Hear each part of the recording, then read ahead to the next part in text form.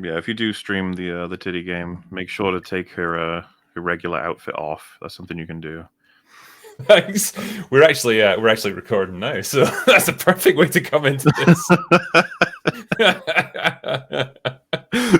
Listen, okay, my chat were getting very mad at me because I didn't do it fast enough. All right, it's It's like funny because look I at didn't. I thought it was like a cutscene thing. I had no idea that like it's just when I because I did it by accident. I think at one point I just went, "Whoa!" I was like, "Okay." so is it like an optional outfit, and you can just alter it whenever you want to? Yeah, I don't know what the in-universe logic is yet because I don't know the lore, but she has a skin suit that is, and then she wears stuff on top of it. But the game lets you take that off if you want. The funny thing is, it makes the game harder. Like, It's worth it. That's a cross I'm willing to bear. I actually was saying when I was playing, I was like, "That's kind of ingenious." He's like, "You want to see the movies? You gotta fucking play the harder mode." You're like, "Alrighty." For sure. Okay, well, tell you what. Hello, everyone. It's the Critical Drinker here. That's the best It's opening ever. I know. Yeah, I think we should start all of our catch-up streams like this. Anyway, aside from conversations about Stellar Blade, welcome everyone. We are here for what was it? Open bar number 89, Last Orders. Yeah. As you guys were, as always, super generous the other night, and we want to answer your questions. So let us dive right in, shall we? Once we finish talking about boobies and Stellar Blade. Yeah, for anybody who's very curious, that's the game Stellar Blade. Because the fact that you said there's boobs in it, people are like, "Oh, whoa, whoa, whoa!" Like, where is this game? Where can I find it? PS5 exclusive, though, folks. There you go. That's the big sadness of it. So the first one, I think, is Mega Spidey Man, who says, "Hi, Mauler. Did you ask Wolf to curate the highlights channel, or did he offer to all? And what Spidey villain would Batman most struggle with, and why?" So I've been trying to find a way to incorporate Wolf in some way just to help him out so that he can have something to do. And he said to me, he was doing sort of EFAP editing. And then he was like, "You guys," I'd mentioned I wanted a highlights channel at some point, and that it's something I could do, but just it's on top of everything else I'm doing. I just don't have the time. And then he was like, "What if I did it?" And I was like, "Yeah, I guess." And then he started to put together some ideas and sort out contacts for like different art stuff. And I was like, "Yeah, go for it." And I told him that, don't expect it to do too well. I don't know how interested people are in this. You never know with these sorts of things, but I mean, it's kind of kicked off pretty well. It's all relative, but I thought that he's done a really good job with it, and he's even leaning into memes, and he's pissed off people in parts that he doesn't even know that exist. Like that whole thing with the Star Wars pointing guy, that comes from all the screenshots came from the fucking highlights channel, and people were like, "Well, how could you name the video that?" And I was like, I didn't even know it was called that game. I don't even know what's going on, but at the same time, it's just funny, and yeah, he's I think he's really happy with that level of engagement. He did a stream semi recently. I think he intends to do more in future. And if that is a place where he can be happy, and if we can get anywhere near generating a sort of career for him by running that channel, that would be amazing. But obviously, I've set expectations. I don't expect anything in particular. We're just going to try and work with whatever happens. No, it's great to see him back and doing stuff again. And, even if it's a relatively limited capacity like this, it's still great to see his work out there. And yeah, you're lucky with EFAP. You've got probably thousands of hours of footage at this point. There is just reams of highlights and, just great funny moments that you can share with people. Who might not have the time to like watch a 6-hour live stream, but they've got 20 minutes to watch a little highlight of it. Great stuff. There's some, like Rags has said to me, and I've done it. There's some that come up, and I'm like, "Oh fuck, I completely forgot that happened." It's like, yeah, this is a 3-year-old highlight. It's like, oh shit, yeah. Because like one of the ones I think that'll be coming out eventually is we watched Unicorn Store. Do you remember that? The Brie Larson one. Yeah, her little movie she made with fucking Samuel Jackson is in it as the Unicorn Store man who sells a unicorn to her. That movie was awful. And there'll be like little EFAP movies highlights, so that's going to go back however long as well. Yeah, it's a cool thing. The other half of the question was, which Spider-Man villain do you think Batman would struggle with the most? Maybe Green Goblin, because he's kind of like a Bruce Wayne type, like He would like be a tough to deal rich with. businessman. Yeah, like super intelligent, lots of technology at his disposal, and super strong, super fast, all that sort of thing. So he's like Yeah, because even if Batman on steroids. Batman gets his glider out of commission and his pumpkin bombs and stuff, you got to deal with a physically strong, fast, and agile just person in general. Could be Green Goblin. Doc Ock, I feel like Batman would find a way to disable him relatively quickly. Yeah, Then who else do we want to throw into Sandman. potential? So Sandman's just someone who'd be difficult forever. He's like Clayface, right? Yeah, I mean you're fighting an elemental being, I suppose. So Yeah, yeah, like I it's. don't even know what you would use to take him on.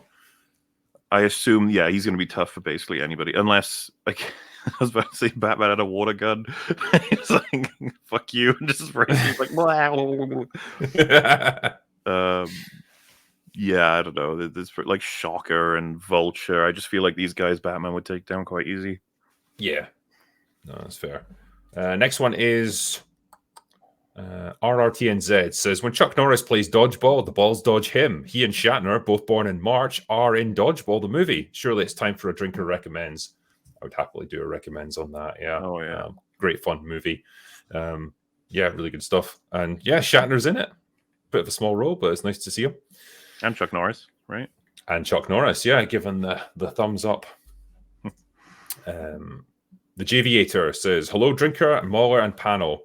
What's a bad film that'd be good if it were remade? And Mauler, I've left a gift in your home that will detonate in 15 minutes. Only you can disarm it by showing your face. Good luck. Oh, no. That was more Well, than I got 15 ago. minutes, Drinker. Can we use 14 of them to talk about the boobies in Stellar Blade? Yes, we can. Worth No it. God wouldn't allow that. Yeah. So a movie that could be good if it was remade. I know there are examples of this. I wish I would fucking make a list of this stuff because I always forget it.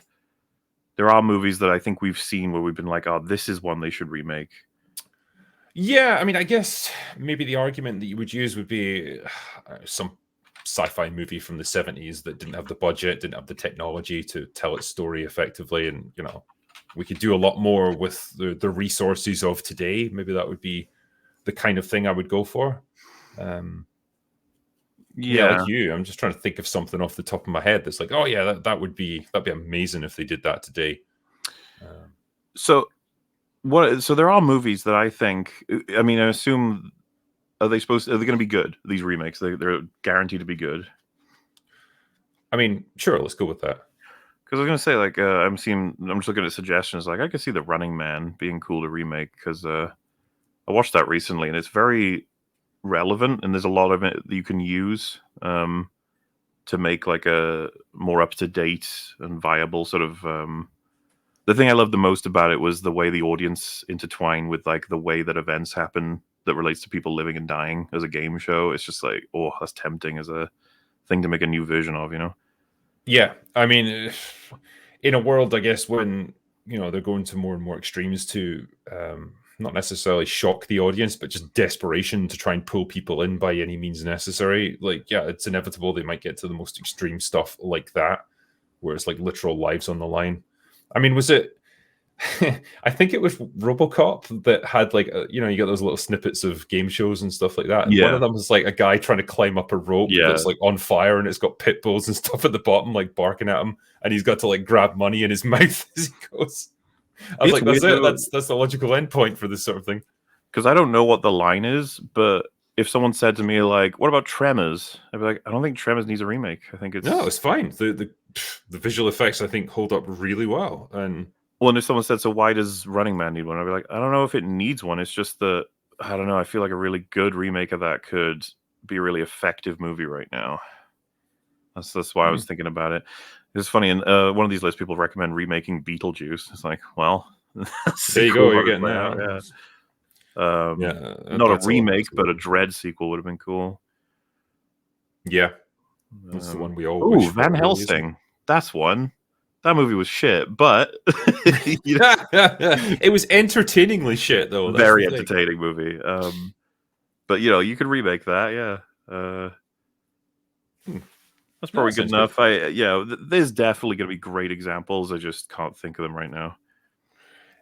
This one I don't think we can answer. Stephen Bobo says, question for Endymion. Why is YouTuber Fritanga Plays picking on you? I'm sorry, I don't know. I And I have don't know no who that idea. YouTuber is, so I guess they've got some kind of beef. Lang Likes Games says, why do you think so many House of the Dragon fans are Team Black? Well, if they're not book fans going just from the show, it's probably because of the fact that the first big move in the war to start it was an accident on Team Green side. Mm. So it feels like Team Green are much more in the wrong. Team Black just seemed cooler as well. Team Black do have some cool characters in them. Team Green have got some really fucked up shit going on inside. You know, like I think that's the kind of the genius of the way the story was told in some ways, right? That Black is sort of set up almost to be the immoral side of the team out of the two teams.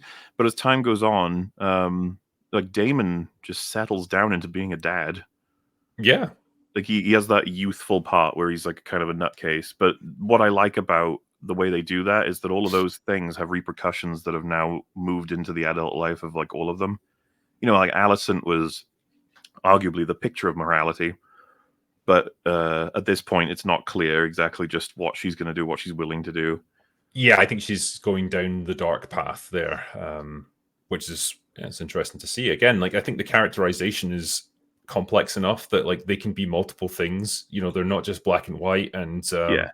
they go in interesting directions, particularly when you cover such a long span of time as well. I mean, I guess it's going to get condensed now. You're not going to get those big jumps, but whereas you had that before, like a period of maybe 20 years, it's great. You really see how these people change and mature as they go through their lives. So cool. It's nice to see that aspect of good character writing. When I think showing Rhaenyra care so much for her children, then having one just get killed so harshly and so unfairly, I think that gets people on the black side Yeah. pretty easily. Mr. Nobody, have any of you watched the Last of Us 2 documentary or commentaries? Much cope and excuses from all involved. They just don't get the backlash or they refuse to. I haven't seen it myself. But no, I haven't seen it. If it's commissioned by them, then sure, yeah, it's just going to be a 2-hour coping session. And I don't think they would really acknowledge any of the criticisms because then they would have to actually deal with them. Northern English Bastard says, Dear Drinker, Mauler, and guests, instead of the Acolyte being described as Frozen meets Kill Bill, how about Finding Nemo meets Irreversible, or any other suggestions from the panel? Also good to see George the Giant Slayer on again. I think we covered that actually on the night because it was a big old generous $50 super chat. Or actually, no, it's £50. See it. I tell Real a lie. money. But yeah, I mean, there was endless suggestions coming from the chat about like different combinations of movies for this. Just it makes no sense. Frozen meets Kill Bill. What was the next one? Jordan Pendragon says, in your catch-up video, I felt a bit surprised by your less than positive opinion of Frozen. I thought it was one of the last good Disney films before they went far woke. I can't really help you out because I haven't Frozen. seen it in long enough to be able to say anything. I just don't remember caring about it. I think, it's coming back to me now. I think it was more like we touched on just how people went nuts for that film. Like it became like fucking Star Wars for them or something, you know, like, oh, I just, you know, it changed my life, Frozen. I finally felt seen, all that stuff. And it's like, fucking calm down, man. It's just a musical Disney movie. It's not that amazing. Maybe it's because I'm not a girl with a sister and the power to transform things into ice. I don't know. Maybe I can't identify with it so well, but yeah, it just didn't really jump out at me as like, oh my God, this is cinematic, exquisite art that I'm seeing right here. But hey, maybe that's just me. Yeah, for me, I just don't. I'd have to rewatch it to give more of a interesting take on it, I guess. Marine Lad, Drinker and Co. What's your favorite memorable cinematic moments?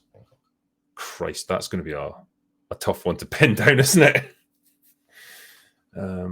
Favorite moments in movies? Other than the obvious, I don't know. Maybe we should try and go a bit different, like, because there's things like, you know, the first time you see the dinosaurs in Jurassic Park with that big majestic shot of the Brachiosaurus and stuff, like that's pretty awesome, especially when you were at the cinema back in the 90s. Yeah. Never seen anything like that before. But I don't know, like maybe slightly more obscure ones or from smaller movies. I don't know. Is there any Mhm. that come to mind for you? This is one of those questions where there's like 1,000 answers, but I gotta come up with them first. Like, go remind myself of like all my favorite moments. Um,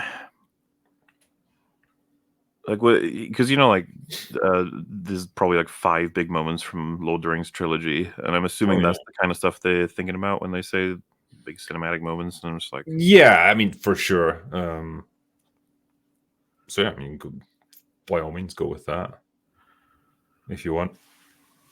But yeah, I mean it's the ride of the Rohirrim, all that sort of thing. I should like remember all of my favorite, because some of these movies is funny. So I think of like Aliens, and I'm like, well, I didn't watch that in the theater, but well, not that that needs to be a thing either, right? They just said cinematic. Yeah, I one of my favorites is from Back to the Future when Marty and Doc are at the clock tower and they're about to he's about to get in the DeLorean and they're about to put their plan into action. And yeah, Doc's like, okay, I've told you the plan. I think that's pretty much everything. And Marty just like embraces him and he just says, thanks for helping me. Um, and you know exactly what he's thinking in his mind. Like this could be the last time I ever see you alive, because he doesn't know if he's going to be able to protect him in the future. He doesn't know if his plan's going to work. Yeah, he's dealing with a lot in that moment. I think the movie just says a lot there without actually having the characters speak any dialogue. Yeah. And I always thought, yeah, I thought that worked particularly well. I very much like that. If I'm maybe if we keep going, I'll try and find some examples, because the only ones I'm coming up with are just the obvious stuff, just big moments. Can I be really controversial? Are you Okay. ready for this? Mm-hmm. I will pick out a scene from The Force Awakens that I liked. Now I'm trying to think of what one it would be. It's not going to be So Han arriving, right? no, it's really simple, really nice bit of visual storytelling. When you get to see Rey at the beginning, when she's living on Jakku, going through her day-to-day life, pretty dull existence. She's salvaged some equipment from a Star Destroyer, and she's gone back to the local village to clean it up, I guess, or polish it up so that she can sell it. And there's a woman directly opposite her who's doing the exact same thing. Very old, wrinkled and broken down by life. And Ray just kind of looks at her for a long moment. And again, I like that piece of just no dialogue. You don't need to know, you don't need to be told what she's thinking there, but you understand perfectly. Like, that's me. That's what my life is going to be in like 30 or 40 years. I'm going to waste away on this rock at the ass end of nowhere doing absolutely nothing. And I'm going to end up like that. And It's I thought that was quite nice. downright shocking thinking about that being a JJ film in it. I With that know. scene anyway. It's like, wow, that things like that got me into the film initially, and I was like, oh, this is quite good. I'm feeling this. They're setting the scene pretty effectively. I'm learning a lot about who this person is and what she's looking for in life without actually getting much dialogue. I like Yeah, that. yeah. Well, It's just the rest of the movie's dog shit. there's a couple of little bits with Ray at the beginning that are actually good. It's like that's probably where they put they were like working a script, and then they were like, you got like a day left to write the rest. Like, oh fuck, that's totally wrong. But one that just came to mind for me was the KKK scene in Django Unchained, where they try to get their masks on properly. They're having a big argument about it. That, like, I'll just never forget it. I remember watching that scene being so. It reminds me of like, it's like the Norm Macdonald of a comedy scene. It's so fucking inappropriate, but it's so goddamn hilarious. Yeah. The fact that they're all so normally dealing with some annoying thing, and then like they got the social interactions like upsetting each other, and then it's like, my wife worked really hard on these hoods. Yeah. Fuck all of you. Like, this is the funniest shit. Like, and isn't that? I think that's why do I forget it? Jonah Hill's a cameo, isn't it? He's just in that scene. I think so, yeah. Yeah. A lot of moments like that in Quentin Tarantino movies. Yeah. No, it's good stuff. All right. What's the next one here? Jordan Pendragon. What was the last truly decent Disney movie? Truly decent Disney movie. So this is where we have to do a bit of research, I suppose. Yeah, go to Right. Wikipedia for a list of Disney movies. Yeah, it's going to have to be a list of Disney films. Christ. Okay, so it does list them by year, which is handy. I think we can assume the 90s are fine. 2000s should be all right. Christ, it's amazing how much more dense it gets the more I go down. Oh yeah.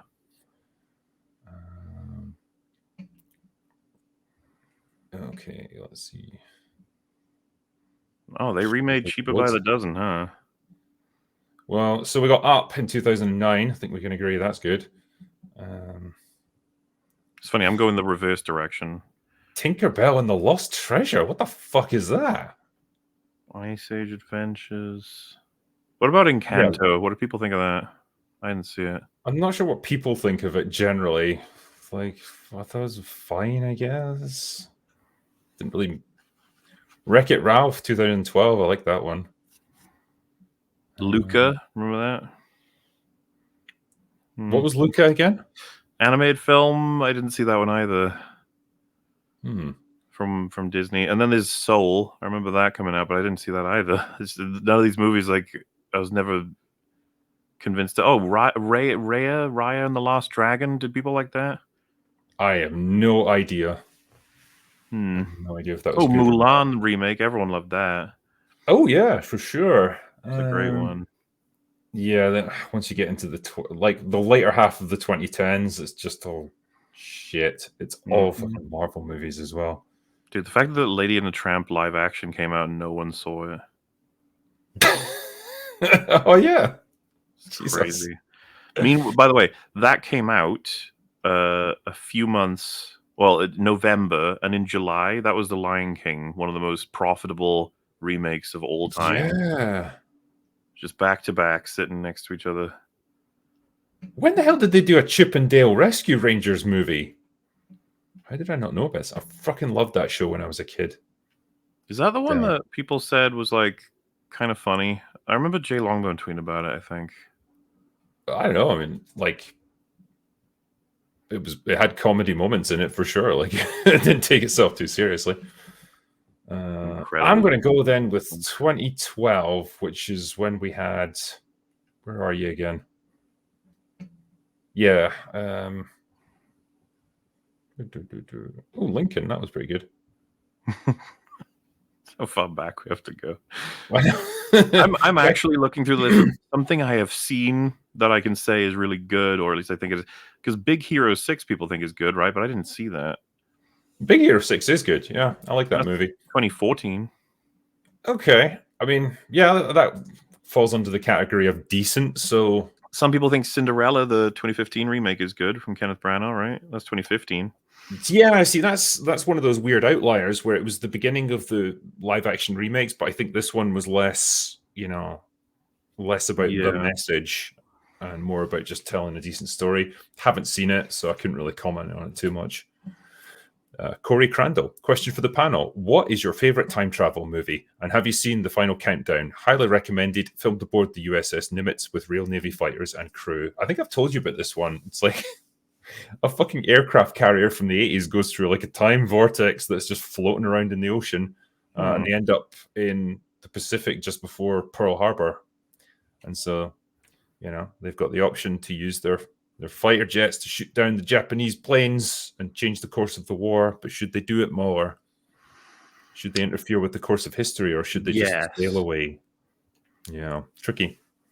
But anyway, yeah, it's going to have to be Back to the Future for me. I adore those movies, all three of them, and I wouldn't change a thing about them, really. So, when you say time travel movie, I assume you mean a movie that the time travel is relevant for a lot more than just a portion of it, right? Yeah, I mean, it can't just be like this weird ancillary thing like Avengers Endgame or something like that. Well, I mean, that's in a lot of that, but I was going to go with like if it has to be in it at all, then it's probably going to be T2. But if we're talking about a movie that addresses it more, it's like, yeah, it's going to be Back to the Future. Yeah. Yeah, TT is a good choice as well, actually, to be fair. Dragon Paul Z. Mauler, can you talk about the girl in question? It's a tricky episode among my friends, and it's tough for me to explain why it doesn't sit well with me. Let's see here. That's crazy that I know it's a Buffy episode, but the fact that I'm not sure which one it is horrifying. Oh, Mahler. I thought you knew all of them. It's just it. Oh, well, so, I mean, to remain as spoiler free as possible, this is directly for this person. They'll know exactly what I'm saying. The Wesley side of everything is amazing. So that shouldn't be hard for you to argue. The other side of it is comedic. Everyone knows they're desperately trying to amuse everybody, and it's because this is the episode before the end of the season where everything gets dark as fuck. They're trying to lighten the mood a little bit. I think the banter between the two people of that side of the plot line is really strong. I love the two of them together. Their chemistry is basically complete by the time you reach that part of the season. They've gotten past most of their dramas, and so now it's just sort of watching them fuck around. I see that as what that is in that episode. The cameo in the form of using a line from a different show one time is pretty cringe. I wouldn't have done that if it were me. They couldn't get a hold of the actress, so they just pulled a line from an old season. I don't know if they were trying Oh, to okay. go for like something surreal. It's just it was crazy. You can't. She's not facing the camera, and they play the line, Okay. and it's like, yeah, okay. um, but it's definitely it is a bit of a fuck around. But I would never call it bad. I don't think there's enough in like there's plenty in there to compliment for the characters and for the tone they're going for. But I Okay. mean, if they don't like it, fair enough. Fair enough indeed. Blue Collar Loser, go ahead and laugh at me. I'm seeing Pink Godzilla in IMAX. It is everything I want in a stupid popcorn film. Trust me, I am not expecting a deep plot. So that must be the Godzilla versus Kong one. Really does feel like there's two ways to enjoy Godzilla, huh? Yeah, well, I think you know how I talked about Ghostbusters Afterlife, how it was viewed in relation to Ghostbusters 2016, and it kind of got a free pass because of that. This movie is going to be viewed in relation to, Godzilla -1, and it's going Yeah. to have the opposite effect. People have now seen what a good Godzilla movie can look like, and it can be relatively intelligent, and it can tell a meaningful story, and it doesn't just have to devolve into giant monsters bash things against each other for 2 hours. While Charles Dance looks on with a mild look of dismay. I think I come to understand it more and more, like because it was a really surprise to me. It was when I used to tweet out my initial reactions to watching a film. King of the Monsters was like the last time I did that because I not only wanted more time to be able to just like absorb a film, but also because I was just like, there's no point in doing this. All it does is piss people off. They're just like, wow, you didn't like the thing. It was like it's a waste of my time anyway. But we have forever not understood why people defended King of the Monsters so much. And Yeah. I'm starting to understand it's because there is a big Godzilla fan base that really does just want to watch the monsters slap into each other. And it's like, and I'm trying to be nice here. Like that's part of the appeal that they have developed over a long time. That's what they love watching. That's like the culture built around the fan base for that IP. But like someone who's outside of that watches it and just goes, "This is shit." And then they're like, "What the fuck? No, it's not." And so watching like Godzilla versus Kong's trailer, where it looks goofy, like insane nonsense, I think a lot of Godzilla fans are like, "What do you mean? Like this looks fun?" And you're Yeah, like, I mean, it's "Oh, just. okay." Yeah, it's a hard, it's a hard argument to keep coming back to. Yeah, I guess something like Pacific Rim has giant robots fighting giant monsters, so it's not too dissimilar. But like that's fun because one, it's got lots of epic destruction, and two, there's kind of fun character stuff going on there as well. And so I don't know. I find it easier to buy into something like that than I do with like King of the Monsters or Godzilla versus Kong. I don't know. It feels like the two movies are coming at this from different directions, or they should be. And I just, yeah, once I've lost the sense of scale and menace of Godzilla, and it just becomes about giant lizard punching giant monkey. I feel you lose the essence of what makes Godzilla interesting as a creature, and that's just what I've had from the start with this new version of it. And it just, maybe I'm not the right audience for it. I don't know. It just doesn't work for me. I think that I'm fine with the goofy. fight each other thing, but like you don't have to write it like shit. And that's how I felt about King of the Monsters. The human drama, of which there was fucking lots of, was really badly done. Yeah.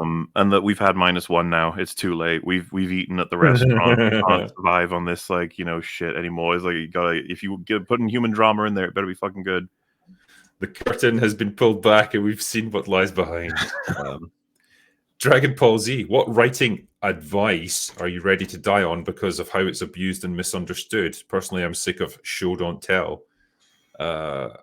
Mine would probably be write what you know. Like, some people don't know all that much, or like they don't have that much personal experience to draw on with certain subjects, but you research them and you learn about them and you take the time to develop a good understanding. And it does take time, but yeah, that's probably the most destructive advice I think I've had, or that I've heard from people. I don't know if you've got one, Mauler. So this is advice that we would don't die like. on. We don't like. Yeah, I think maybe he's misworded it, and maybe instead of die, it's like kill. So, what would you like to kill off as writing advice that's just not helpful for people? Oh, there's so many, but what's like the big one that I feel like I notice a lot?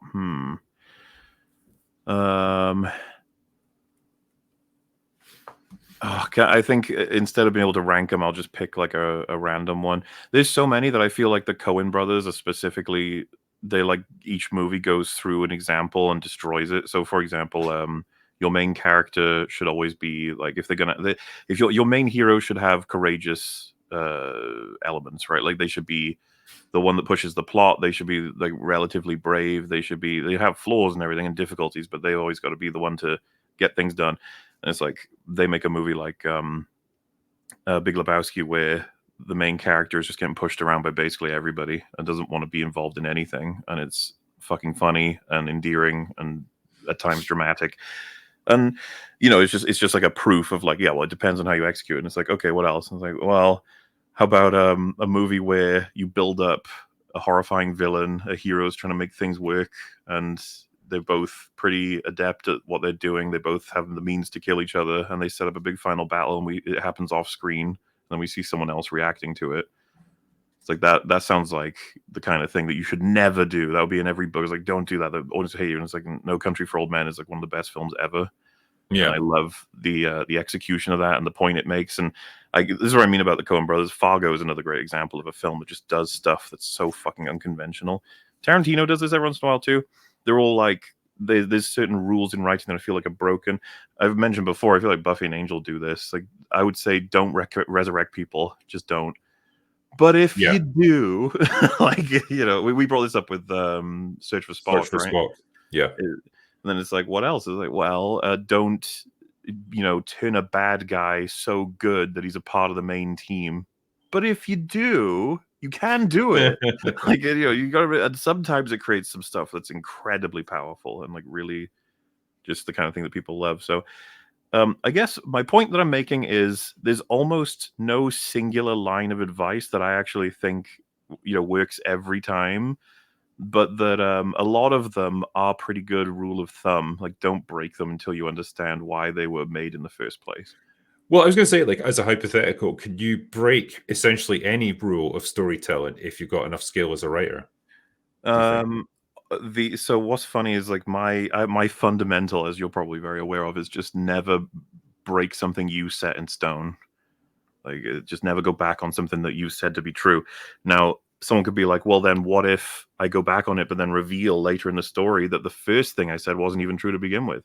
It's like, yeah, that's in that case, you're not breaking the thing that you said was true. Okay, as long as so that's like my one rule, basically. Is just why I said continuity is at the core of like all of storytelling, as far as I'm concerned.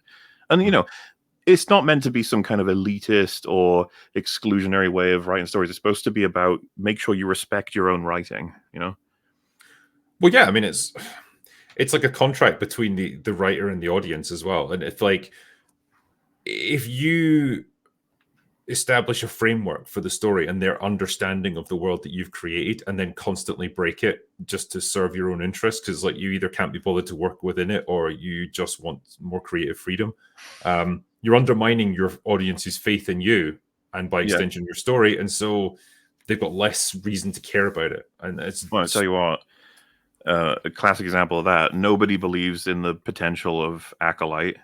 Andor season 2 is going to struggle to have people watch it who didn't happen to see the first season and think that it's worth seeing a sequel to it. And the future movies of Star Wars are going to sink like crazy in the box office. This is applicable to Marvel, and you'd be like, "What's the solution?" And it's like they're better off not being a part of the IPs anymore. The faith people have in those IPs is so in the gutter that, like, even if you produce several good things in a row, people just gonna be like, "I just don't fucking trust you." Okay, why should I? And that's what can happen if you do that to your audience for so long in a row. Well, yeah, I mean, it doesn't even take that long. I mean, look how quickly they've destroyed it, really. And as with anything, with friendships or whatever, like trust takes a while to build up, but it's very easy to lose if you fuck up. So Yeah. Cooler says, "Is good evening. Is there any line more annoying than the 'it's my fault' line?" Then the other character responds, "It's not your fault," when actually it is. That is annoying. So, yeah. Obviously, the thing I think of when you say that is Goodwill Hunting, though, which classic. The thing is, scene. you know, in principle, like a character having that moment of realization where, like, it doesn't have to be followed up by someone mollifying them and saying, "No, it's not your fault," but like a moment of realization, like, "Oh my god, like this is actually my fault. I fucked up here, and this is happening because of me." That's a powerful moment for a character, and you can do a lot with that, and that's fine. Wow. It's just... We were talking about this just before we started the recording, but I actually think there's an interesting example of that in A Haunting in Venice. If you remember, it's kind of spoilery, so I'll do my best to be as vague as possible. But do you remember the end? There's a certain character that Poirot says, "Don't blame yourself," and then all the characters, well, the characters there is like, why in the hell would they blame themselves? And then it reveals that there's something they've done that arguably could have led to a lot of what happened, but that they could never have known that's what was going to happen. Yeah, it's like because he does blame himself, but that he shouldn't really. Yeah, no, that's fair. As his wonky eyebrows says, "George, hail to the open bar and cheers." Like, it was good to have George back on. Yeah. John McKinley says, "Hail, gents. Excellent panel lined up, and I'm glad to see George. To all the 199ers out there, leave Jeremy alone. He's not a fig. He's a proud Caucasian woman, and you will treat him with respect. Hail to all and peace." Thank you, sir. Nathan Cassidy, "I just want to say that I find it funny that Darkside Phil's YouTube career lasted longer than the Baltimore Bridge." Brutal. It truly did. I mean, yeah, DSP is going to outlast YouTube somehow. That guy will never be done. People have collected like a fucking kill list of the amount of people he's outlasted. It's really funny. Yeah. Like, still going. I was not exactly going from strength to strength, but he does still exist. Yes. The operator says, "Hail to all in the 199 and the Fellowship. Hi, drinker. Thank you very much." It's weird because it's like, am I part of the Fellowship? I think so, maybe. I mean, I don't really. I assume we are. Why wouldn't we be? I don't know. Like, it's almost like you have to be on a specific live stream or something. Like, I don't go on FNT all the time, so does that not put me in the Fellowship? I'm not sure. I don't know how it's worked out. We just all kind of hang out from time to time. It's pretty loose. Timmy04, "Finally watched Arcane and loved it. What are your thoughts on Jace? I didn't think I'd like him, but he ended up being my favorite." Didn't like him at first. I thought he was a bit of a wet blanket, but yeah, he definitely grew on me over the course of the story. His story was in deep danger of just being a puppet for it's kind of nuts. I've actually forgotten her name, but fuck, you know what I'm talking about, right? The girl who kind of raises him up, and she's got an angle on him that relates to her like goals and stuff. I don't know why. I'm probably gonna blank on a couple of names now, but well, Jace is one I remember. The ones I'll remember all from the game, probably, because that's just how my brain works. But yes, Jace, I like that he evolves past her and definitely is his own man, but simultaneously, you get the almost convinced to be like Iron Fist rule, but then moments before things get too bad, he pulls back, and then the finale happens. So I will be very invested in seeing, because there's no way they'd kill him. No, I don't think so. Way too much story potential, so it's going to be really interesting to see what happens to him next as a result of all this. But yeah, he's quite an interesting character where he could have gone to a place that was very boring. Chris Stuckman says, Sure, it's not the Chris Stuckman. Havoc. Gareth Evans' first action movie since Raid 2 might be coming out this year. It stars Tom Hardy, and it's the biggest film ever made in Wales. That is a sterling recommendation right there. Neat. But yeah, Havoc, apparently. Shane Kirkpatrick. Hey, Mauler, how does it feel to finally be represented? Dragon's Dogma 2 has the brine. Anyone entering deep waters gets dragged under by bloody tentacles. Neat. Yay! Finally. I can see myself. Grant says Ghostbusters came out in 1984. What movie do you think should have won Best Picture from that year, and what other movies do you like from that year? All right, 1984 specifically. So I'm going to have to look this one up. So we have got... What was good back then? Ironically enough, 1984 came out in 1984. What? Yeah. Okay, so the biggest movies of the year were Ghostbusters, Beverly Hills Cop, Indiana Jones and the Temple of Doom. Yeah. Gremlins, The Karate Kid, Police Academy, Footloose, Romancing the Stone, Search for Spock, and Splash. Well, I know what my answer is, but I'll let you go first. So, yeah, I've seen all of those, actually. I really liked Romancing the Stone, actually. Definitely wasn't Best Picture or anything, but that is a hugely underrated film, and it's kind of forgotten about these days, but that was a good movie. I like that. Yeah, it might have to be Ghostbusters, you know? That's my answer. Yeah. Ghostbusters is fucking brilliant. Just a perfect script. Love it. Axel's Abode says, I think Edgar Wright could do a fun Ghostbusters movie. I mean, I think so. I'm not sure how his editorial style would work with Ghostbusters, but it'd be interesting to find out. Yeah, I feel like it could fit. I would be really curious to know if he would be interested in having any of the original cast. I wonder if he would be like, no, we're gonna redo, not remake, but like, you know, revitalize Ghostbusters. I mean, make it. Yeah, because like two of them seem like they're almost dead. I would just cast Ernie Hudson as the leads because it's like he seems like he's got another 40 years left in him at this rate. So Probably, yeah. keep him going.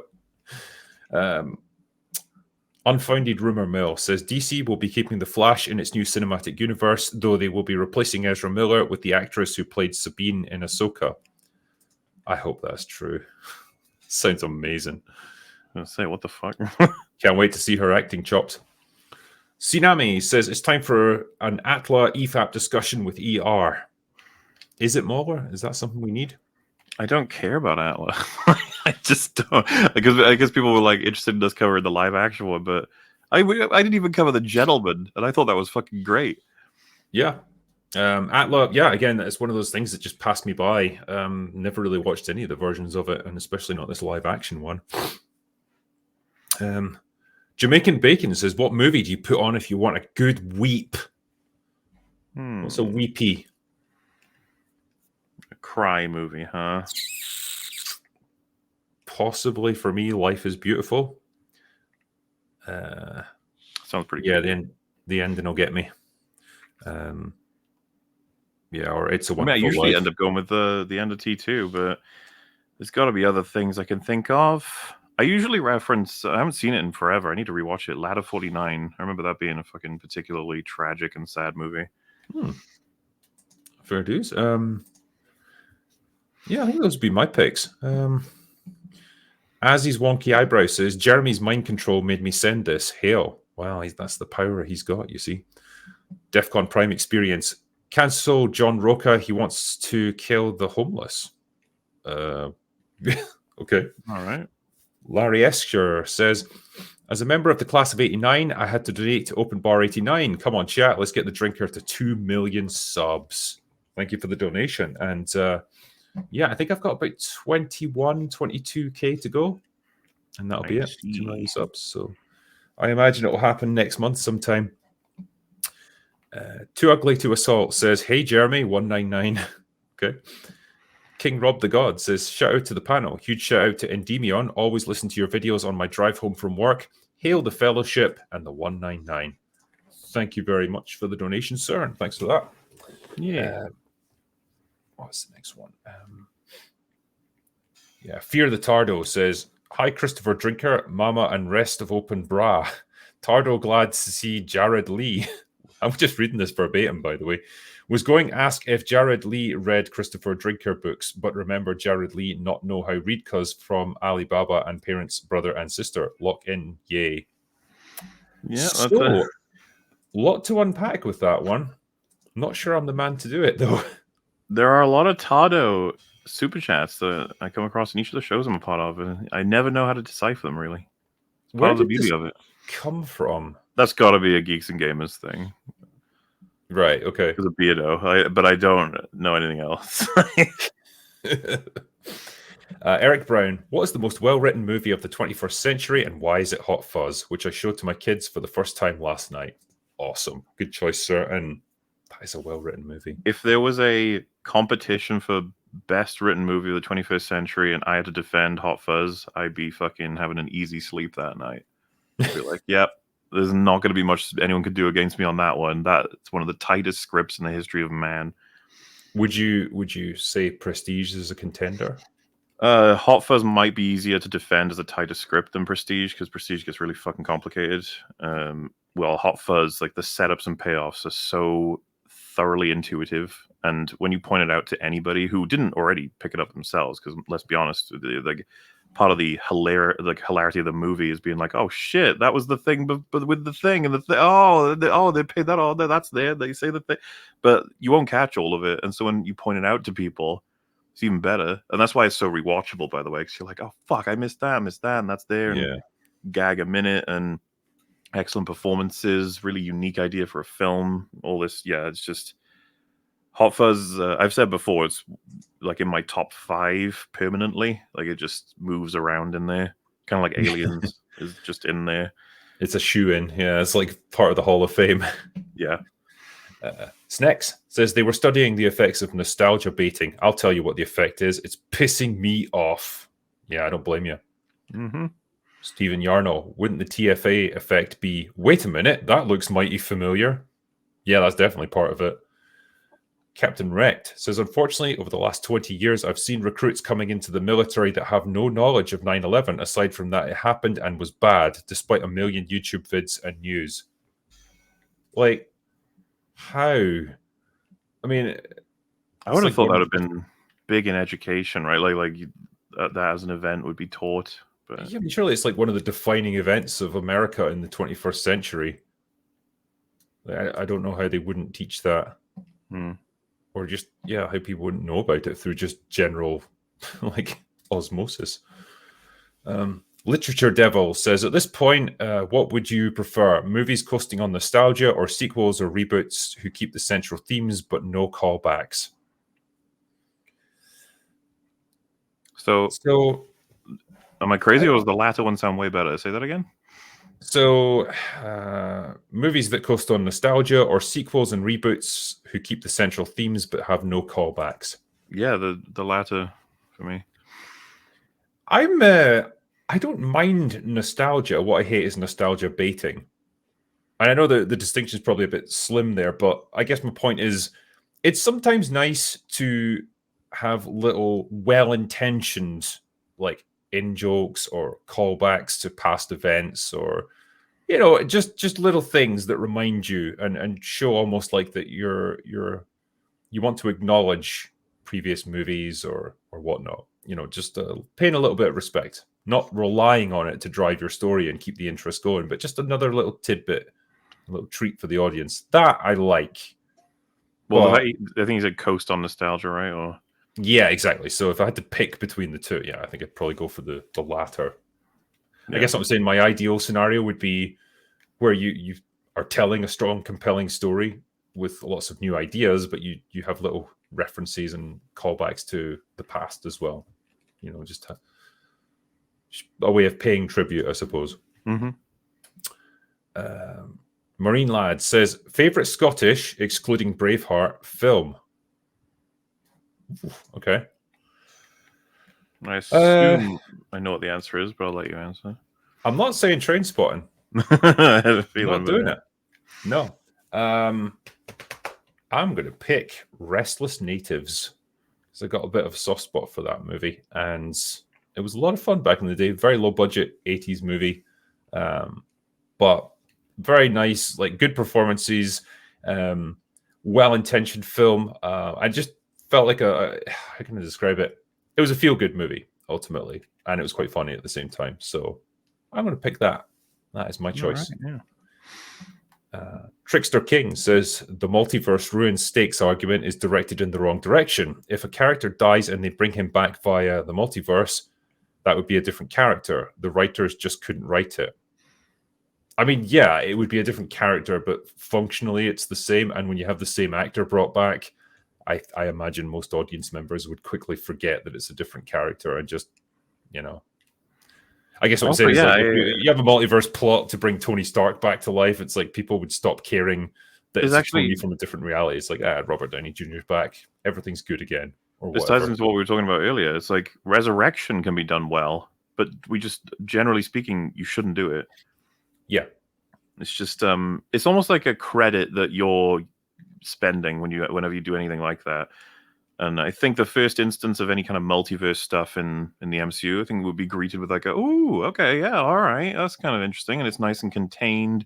Maybe it's just a reference or little window into something, but at this point, we're all very exhausted of it, and we've still got many years left. So it's like, oof.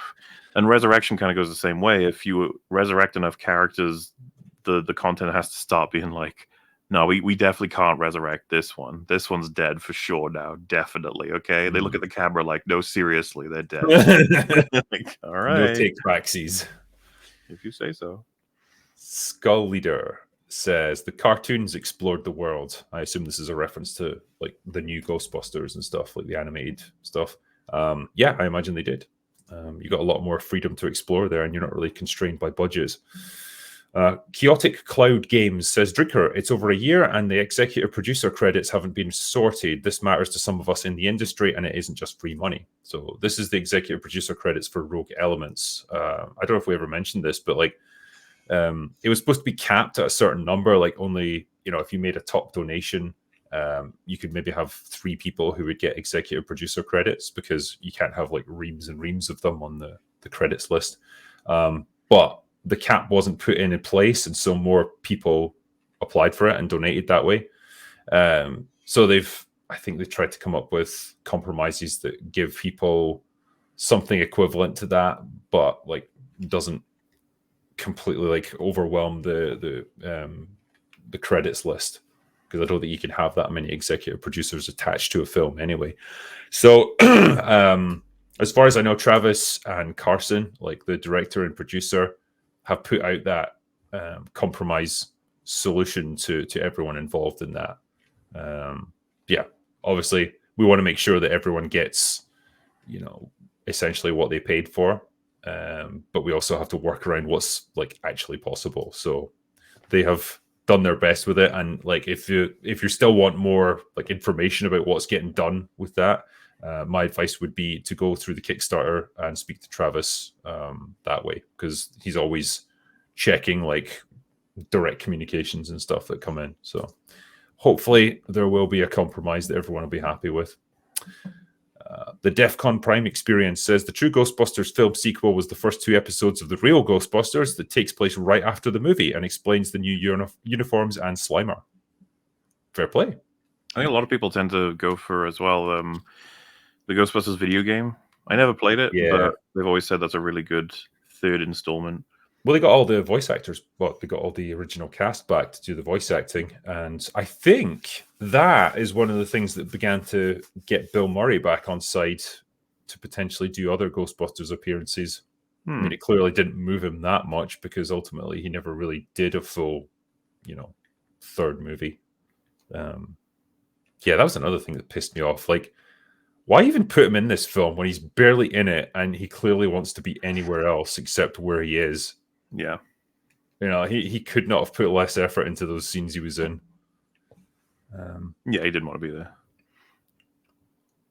I'm trying to pronounce this one. Chulth says Ghostbusters is a quite complex franchise, if it is one anyway, because of the humor. A lot of the first movie was improvised, and that's hard to replicate.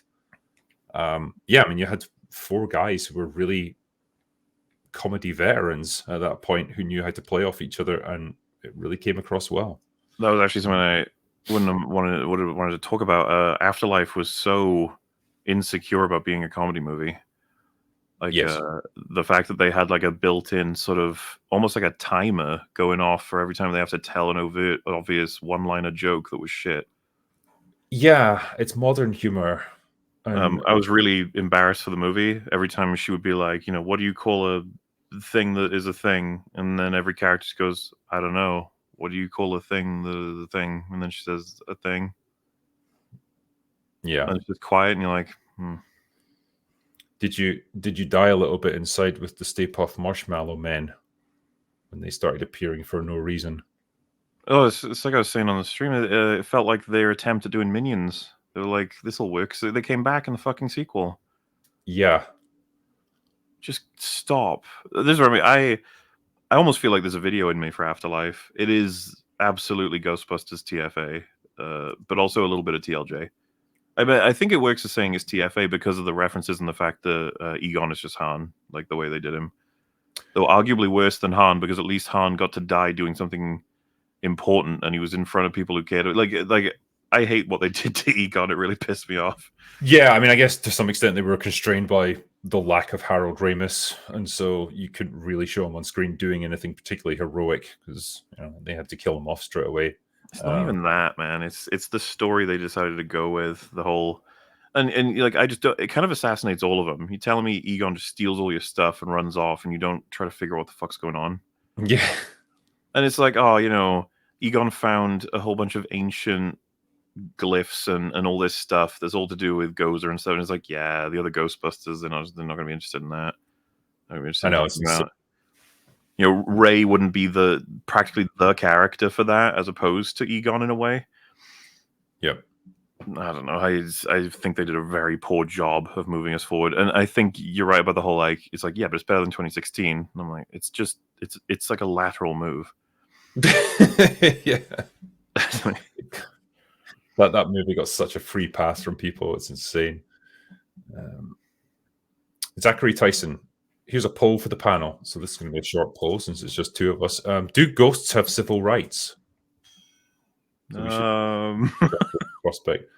Let's just be thankful we don't have to deal with that because holy shit. They are, I mean, they're intelligent beings, presumably, but then they don't really exist in our realm. So I don't know how you would gauge that. I don't fucking understand how some ghosts look like Slimer and then other ones look like fucking Melody, who just looks like a regular human. Yeah. Why? Like, why did he end up like a fucking mashed potato with arms? Man, we barely talked about Melody. She sucks.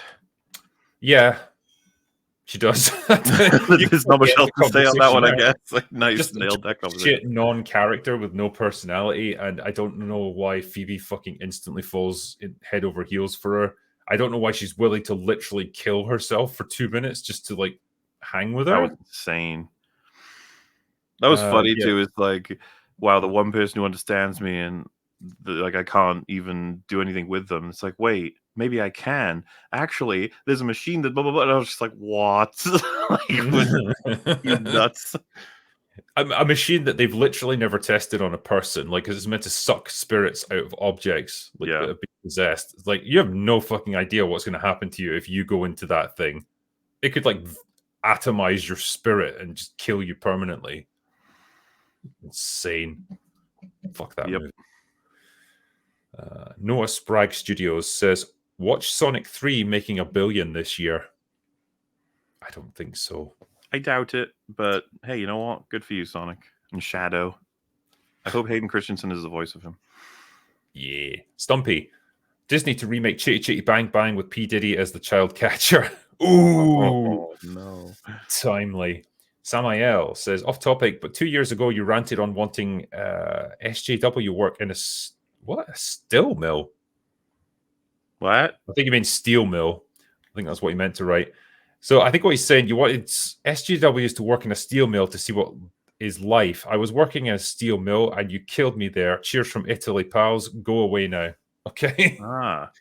So yeah, maybe they should work in a steel mill. But hey, I hope your work is going well there. Rory Swain says, "Hail to Drinker and Co. What is your favorite Father Ted episode, and would you ever consider getting Graham Linehan on for an interview?" So, fucking favorite episode. It might be the one where they get stuck in the lingerie department.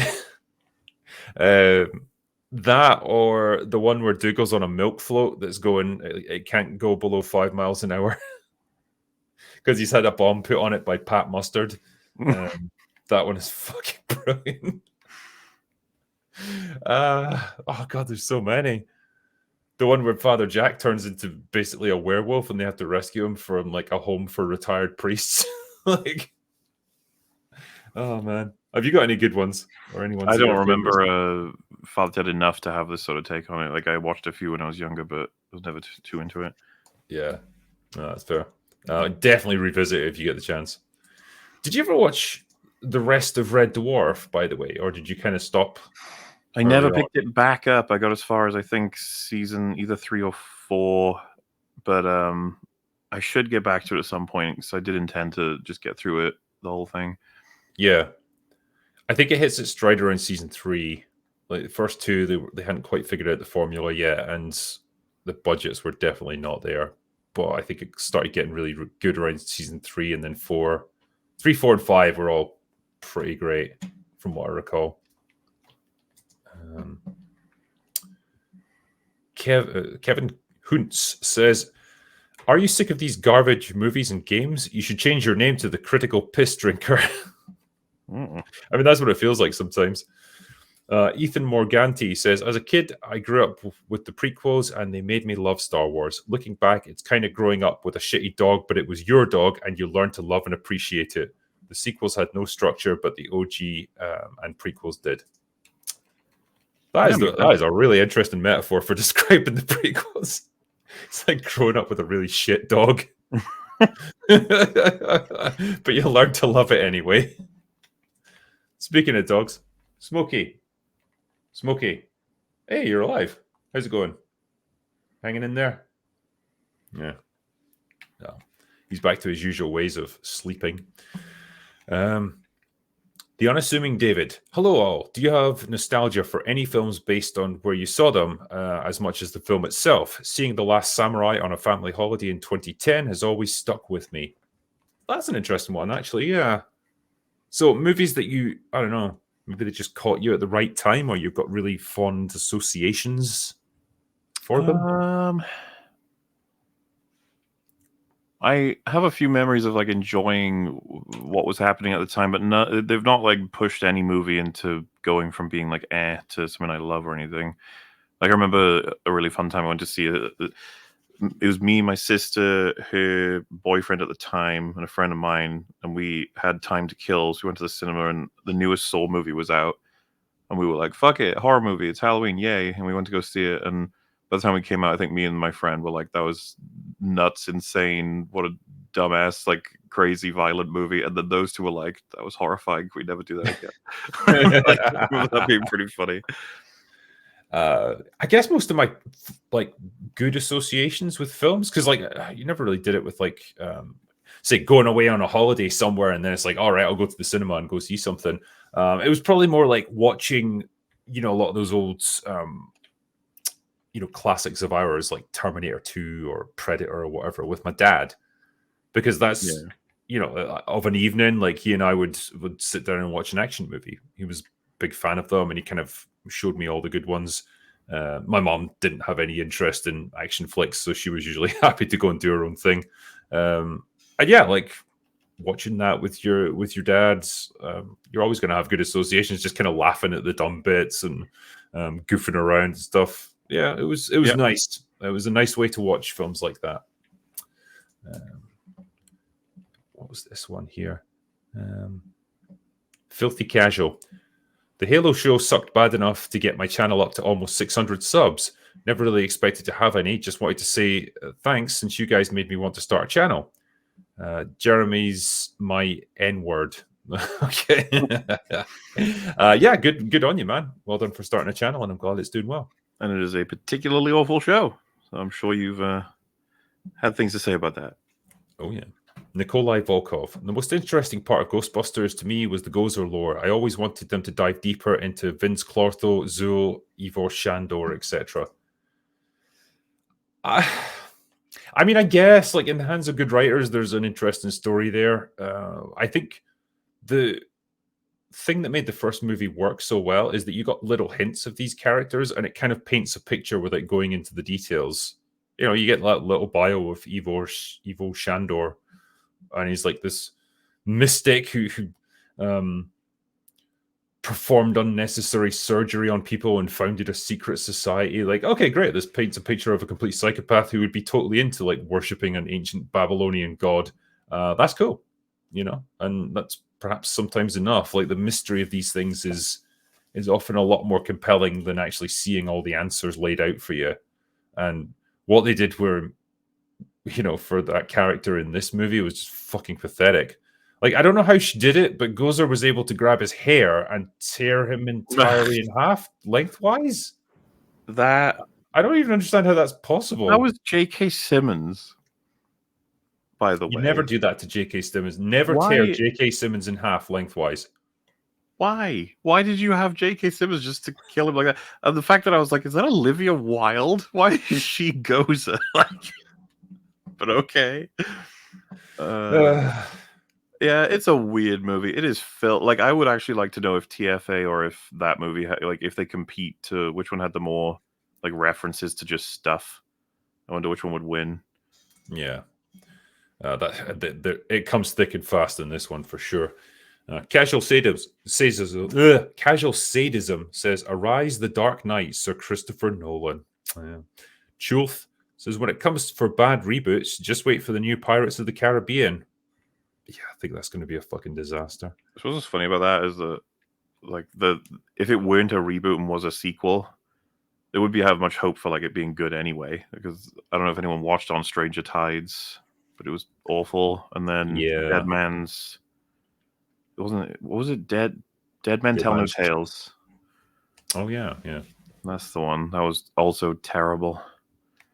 Maybe it's just do coverage of the 5 Pirates of the Caribbean movies someday, because man, does it just, it's a straight drop down. Like, it's kind of remarkable. First one, excellent. Second one, oh, that's not as good. Third one, oh, that's not as good. Fourth one, oh, that's not as good. Fifth one, oh, that's not as good. I definitely lost interest after the third one. It's just like, it took me a long time to get around to watching the other two. It's just like, yeah, it just didn't appeal to me at all. Wolf's Pain says, long time ago, I heard about Jurassic Park 4 script around the virus from the books. It jumps to humans and becomes a Contagion / Planet of the Apes type film. Just stop making Jurassic Park movies. Leave me alone.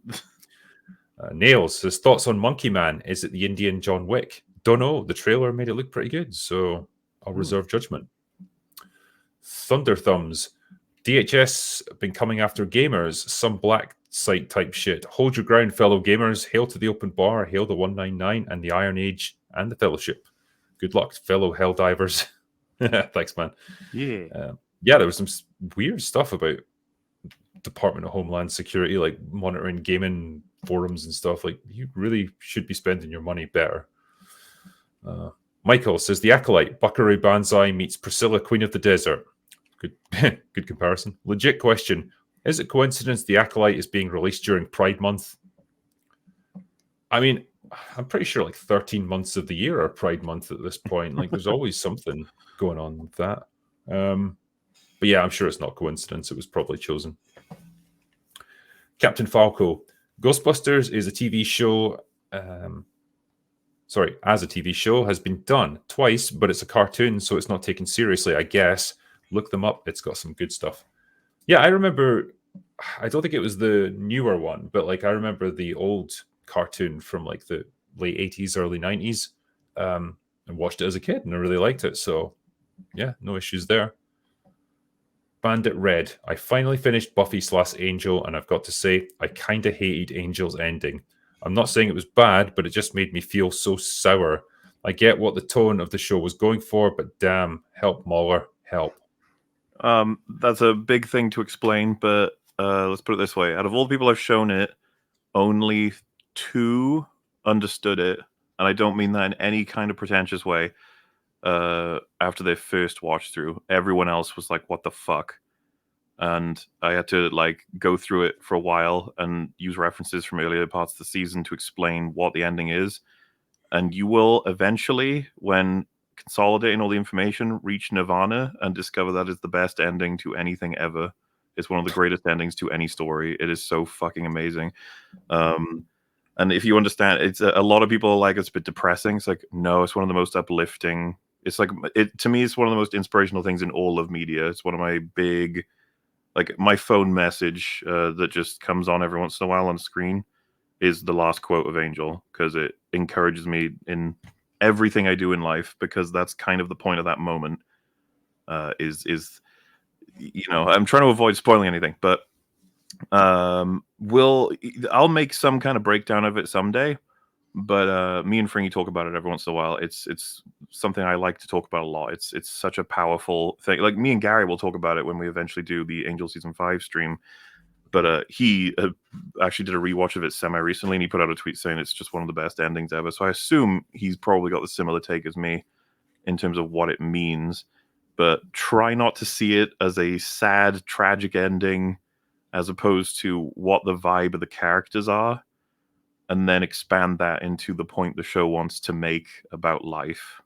And like I said, it's like one of the most inspirational things for me in media. Damn. I mean, as far as endorsements go, it doesn't get much better than that, I would say. I think like I wouldn't, but yeah, I didn't want to put any blame. Like, so say for example, if you watched the drink, I could imagine you being like, "What the hell? That's the end." And I'd be like, "Okay, wait, remember this, this, this, and this, and I this." mean, I can be surprisingly dumb when it comes to understanding things like It's that. not So even about that. yeah. It's genuinely you can get caught up in the story without realizing the shit that's going on subtext wise. And you might be like, yeah, well, I don't care if I understand the subjects fully. I didn't want that to happen on the surface text. And I'd be like, no, because think about everything the characters wanted to achieve and why they were there and what happened. And yeah, like I said, I'd go into it more detail, but that's something I would never want to spoil. That's the biggest spoiler of all of Buffy and Angel is that ending. One day, more, one day I will see it. One day. Because if it's that good, I feel like I need to experience it. Mars Death says, do the panel feel the way they do about it, Miles, in the same way they do about a Wally West or any other, what's that, Wee Mantle Inheritor? I don't get what that means. A wee mantle inheritor? Yeah. I guess what they're driving at is like any other character inherits like a title, like Falcon becoming Captain America, that sort of thing. Well, I think wasn't Gary talked about it several times that you've been way more happy with Bucky getting the shield, like not just because of the fact that there's stories that relate to it in the comics that are well done, but that in the MCU it was clearly set up that way. If you look at Yeah, all the characters, and I think in this particular question, he's asking, do we feel this way about Miles Morales? so from what I've gathered from Miles Morales is the nature of him being created in the sense of we need a black version of the character. It's like it's different for all these different ones, right? Because like Falcon's position in MCU, my big issue with that is it destroys Falcon's own identity by plonking someone else's on him, which was stupid. Yes. Miles Morales, like it seems to me and everyone else, from what I'm gathering, that he should have had his own identity as well. Yeah, and I think this is where it becomes difficult to look past the meta of this stuff. And we talked about it on stream where there seems to be this weird concerted effort to make him like the one and only Spider-Man, to make him the definitive one, and to sort of push Peter Parker out of that role. And I can't get past the idea that it's done for non-artistic reasons. Well, It's done to score political brownie points to say, haha, Spider-Man's black now, essentially. Peter Parker Spider-Man is currently the most popular superhero in the world culturally, right? He's above Batman and Superman. Yeah. He's the biggest moneymaker and the biggest draw, and the one that Sony are desperately trying to make work beyond just Spider-Man. So seeing them be like, yeah, Miles Morales will take over in the next Spider-Man game is like, what? Yeah. Why? Like, why would you do that? Why wouldn't you have at least both of them? And I think Yeah, and as I brought up on Open Bar, it ends up turning you against the character, not because he's inherently a badly written character, but of how he's being used and what they're trying to do with him. It ends up Yeah, making because you think, I just don't want this guy around now because you're pissing me off with what you're trying to do with him. what you saw across the Spider-Verse, something that I found uncomfortable was the fact that they made Miles Morales basically the only Spider-Man to break from the canon events, Yes. The others which just is kind of go along with it. And yeah, and obviously we haven't seen the conclusion yet, so maybe I'm misunderstanding something. I'll leave plenty of room for that, but like that's not something I was enjoying. I was just like, he's the one Spider-Man that'll fight back against this system, huh? Even the punk rock Spider-Man who everyone celebrates as being, oh, he's so cool, he's against all this. It's like he fucking cucked out. yep. He was doing it right up until someone else did it first. I find that character so hypocritical. It's like, Yeah. look how cool I am, and then just to wait for someone else to do stuff where he's like, yeah, I'm doing it too. Yeah, look at Yeah. me. I'm with you. It's, they didn't think him through, I suppose. Yeah, there are instances of mantle passes that I think we're totally fine with, um, but it's all very contextual, case by case, complicated stuff.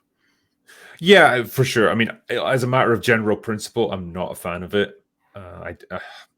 I know sometimes you do it, particularly in the context of films and stuff, where actors just age out of roles and you have to do something to replace them.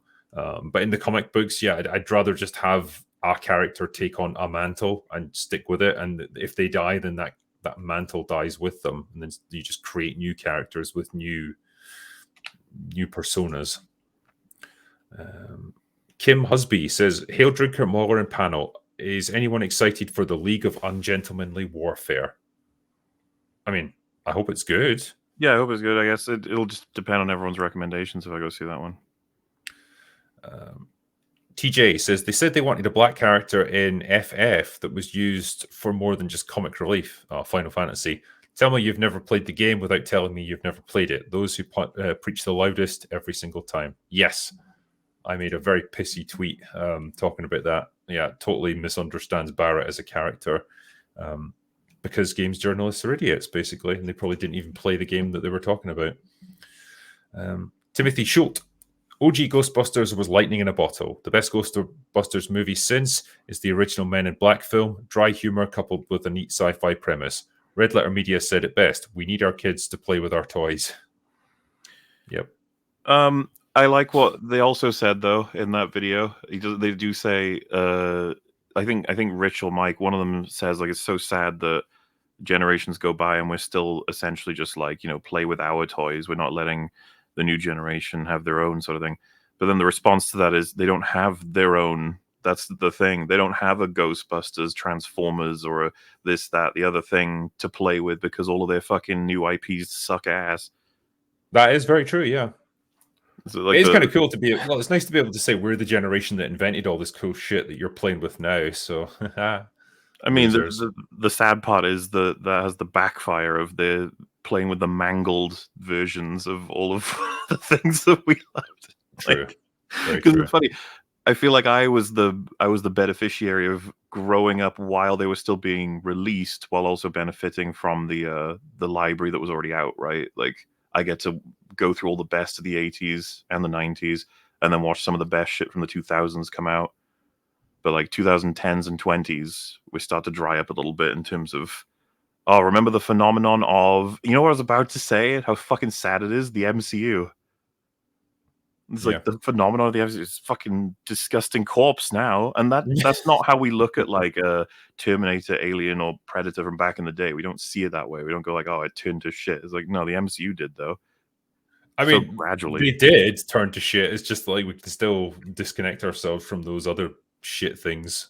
You know, It's when I kind of what look I'm at what. getting at. Like people, I think people are a little. It's like Game of Thrones. You don't want to cite it as like this awesome cultural event because of the fact that there's no clear line between like, you know, we always say it's like Ghostbusters wanted to, Terminator wanted to, Alien wanted to, Jurassic Park one.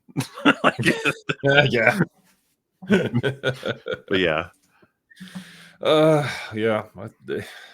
It makes you wonder, like, presumably there will eventually come a time when we move past this era of cinema and entertainment into something better, because it can't continue forever. I mean, what are you going to do? You're going to have like a second generation of remakes of classic IPs, and then a third generation. We're just going to keep doing it, or eventually they're going to come up with new stuff. But yeah, it's just sad to think of kids growing up in this era to some extent, and like they are not going to have a unique cultural thing that's theirs. They are just inheriting stuff from other generations. Yeah, and it'll be really cool if we do. Maybe it takes 10 years from now, and we go, oh shit! I just realized we've got, and we name like 5 new IPs within the last 10 years that are all going really strong. You know, comedy, drama, sci-fi, horror, and they're all iconic, and Yeah. they all have like multimedia, different crossovery things in different mediums, and we're all just like, hey, this is actually really awesome. This is a good time to be into film, into storytelling. Yep. Derek says, I guess I'll just have to stick to old games like Baldur's Gate and StarCraft.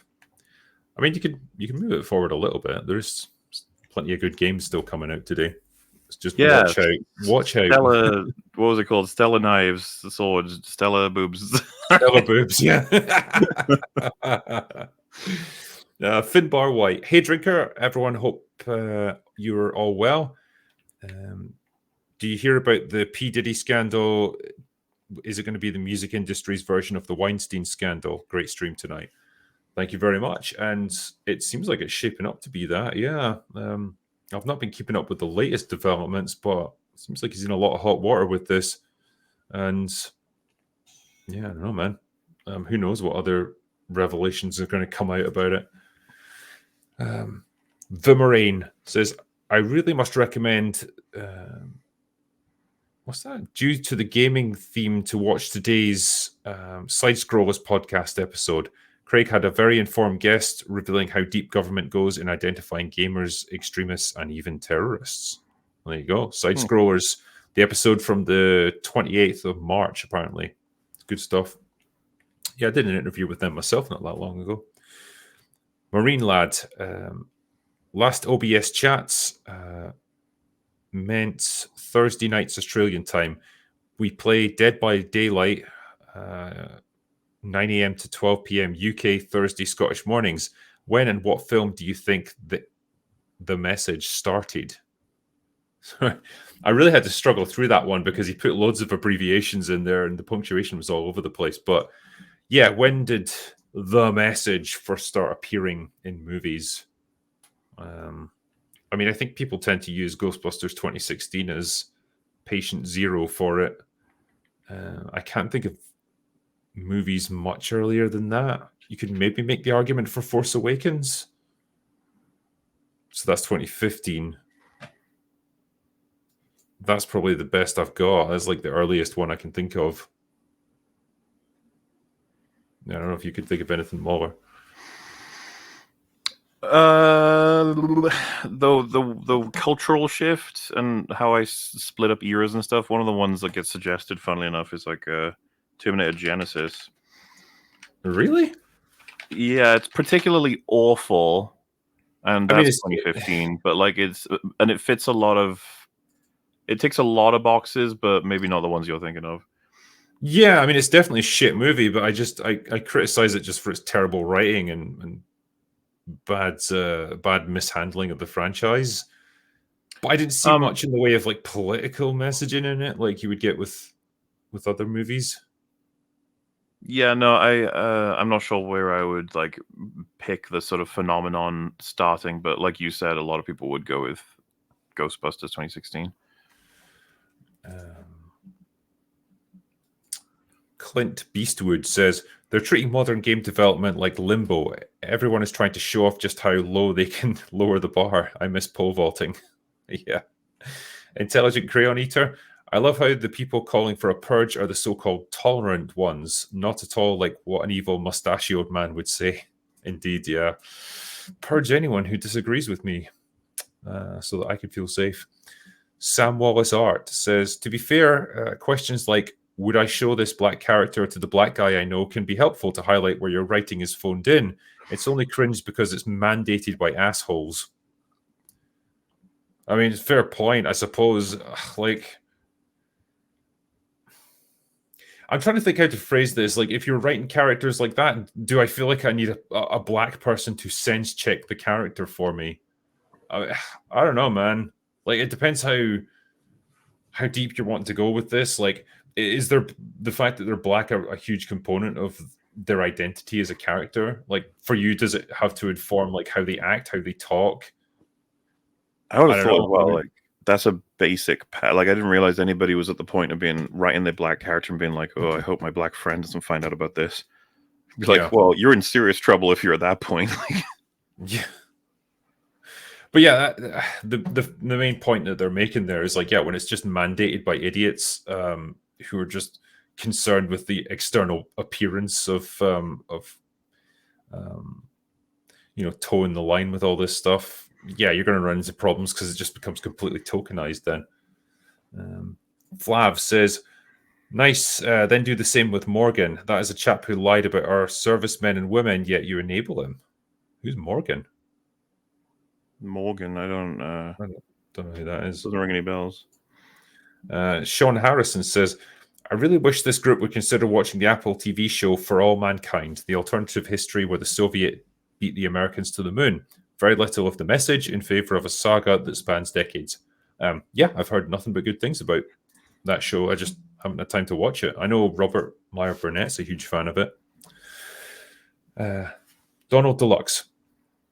Hi, Drinker and Mauler. I've seen the EFAP about the Cosmonaut Variety Hour on Last of Us 2, and there is something about vaccines that nobody's pointed out. Vaccines do not work on fungal infections. Yeah, but there's the sci-fi element of just if you want that to be accepted as fact in your universe, like they've developed one that functions. I know that there's the people have broken it down. It's like that's not scientifically how it works. In the same way that you can't put out fire with oil, or maybe you can if you have enough of it. But you know what I mean? Like you can't do that. But it'd be like, but I am willing because there's a lot of things that we come to accept about certain sci-fi fantasy concepts, even though they fundamentally, like as far as we can tell, couldn't possibly work. I'm willing to give them that the vaccine can be made. I'm willing to count that as part of Joel's decision. Even I think it makes it very meaningful that he believes that that very well could save whatever is left of the world and still made the decision that he made. And I believe that a lot of people are behind it for good reason. Yeah. I don't need I don't need to like when someone says like do you think Joel made the right decision, I don't need to say well yeah because he knew that the vaccine would never work, but Yeah. it's a great one for fungal infections. And it pisses me off when people try to make that argument because it's like you're just ducking the moral question here. It's a dilemma that the game presents you with, and it's not one that's meant to have a solution. And it definitely doesn't have this like, secret alternate way out where you can just say, well, it would never have worked anyway, or they wouldn't have had the infrastructure to deliver the vaccine to everybody. So, haha, I don't have to make that choice at all. Like, yeah, you do. For the purposes of something like this, you kind of have to accept the premise that the writers give you. Otherwise, There's a like lot you've got no of reason to believe anything that happens in it. there's a lot of variables to it, but I would list like fucking 15 reasons why Joel made the right decision. But if someone started to like hypothetically take them all away, for example, they never took away all of his guns, they never beat him up, and they gave him his rewards, it's like, okay, do you think it's still fair? It's like, yes. It's like, okay, Ellie's conscious and she speaks to him and she tells him she understands everything that's happening and that she's going to do it and it's important to save the world. Do you still think he should have done it? I'd be like, okay, it's getting harder now. Because if they're all very peaceful, they have a plan, they explain to him, she's on board with it. They realize, unfortunately, she won't be able to live through the process, but that it's, going to save people. And then he rampages and kills everybody and takes her. Yeah, that's a bit more difficult to defend. But at the same time, and I think this is what the game was going for, is you understand why. And it's that opening, like, what, half an hour? That Yeah. informs everything about that final decision he makes. Yeah, 100%. And like the whole thing wouldn't have functioned really if Ellie had been conscious and knew what was going on. She had to be out for this. I think the I way they do it is brilliant, and it's so funny to watch The Last of Us Part 2 fumble over understanding why it was good. Well, yeah, I think they understand exactly why it was good, but they didn't want it to work that way because they needed to bend it to what they wanted to do with their second story. They Which is so needed weird Joel because to be more of an asshole. they don't bend it in the show. You'd No, think they would have. We were expecting that when we were watching it. It's like they've got to change it, right? Because Last of Us 2 is describing shit that didn't happen, but then they don't change it in the television version, which is weird. not as I recall. No, Which means if but The Last of Us Part 2 is set to be as faithful as the first season was, then we're going to be in the exact same fucking position of just you just destroyed it. Congratulations. But dude, if they change things, it's going to be so funny. yeah, it's like open acknowledgement, then, isn't it? Yeah, Like, it's like we because fucked well, the up. thing is, they may not change anything, right? But if they do, we'll know it's because Neil's working with someone. It's not just him that's in full control, you know. Yeah, And that and someone might be like, I think we should do it like this. well, I don't think he is in full control really, because he's not a TV producer. Like, yeah, No, he kind of have a degree of creative input, I'd imagine. But like, if it's a choice between going against his wishes slightly or fucking tanking your entire multi-million-dollar show, I know which one I would pick as a matter of practicality. what's the thing, right? He's not dealing with a worthless nobody. The Craig Mazin's the showrunner, I think, or at least the writer, right? I'm not sure if he's a director, but he's definitely writing, and he wrote Chernobyl, and Scary Movie 3, funnily enough, which I actually quite like. What a strange Chernobyl and Scary Movie 3. Wow. It's quite a mixture, isn't it? It's an Good for eclectic you, I mix. guess. But yeah, the to come off of Chernobyl and to do this is like, well, yeah, it could be a chance that some good shit leaks in. Hopefully. Through the Wormhole says, did Baldur's Gate 3 get woke or political? I have absolutely no idea since I've never played it. I did. Intelligent Crayon Eater. I got to love the head of marketing insulting the customers. Must have missed that in my college business classes. Yeah, it's an interesting approach. Let's see if it works out for her. Thinking Man's counterpart. Funny to see people praising BG3. What is BG3? Baldur's Gate 3, huh? Oh, okay. The game isn't so diverse that it's woke, but it isn't also good. It's written by and for Tumblr edgelords. It's not bad because of woke. It's just bad because of bad writing. Story is boring as fuck. Again, I would have to take your word for it. I've never Yeah, I got played it. nothing on that. Why is there so much talk about Baldur's Gate 3? It must have been Endymion talking about it. Hmm. Sam Wallace Art says Baldur's Gate 3 has gender stuff open across the board, body type, voice, gender identity. Game doesn't care what combo you play. It's just an option. Okay. Here's something we can all get behind. Albert Nada Retro. Sydney Sweeney is a 32D. That's a good number. All right. Yeah. Iron Mandrill. What are your top 3 Mortal Kombat characters? Mine are Kano, Johnny Cage, and Raiden. Raiden in Mortal Kombat. But Sorry. it's all right. I don't hate you fully. I was more of a Street Fighter guy back in the day, okay? Let me pull up the cast. Scorpion is the easy one. He's just impossible to not love.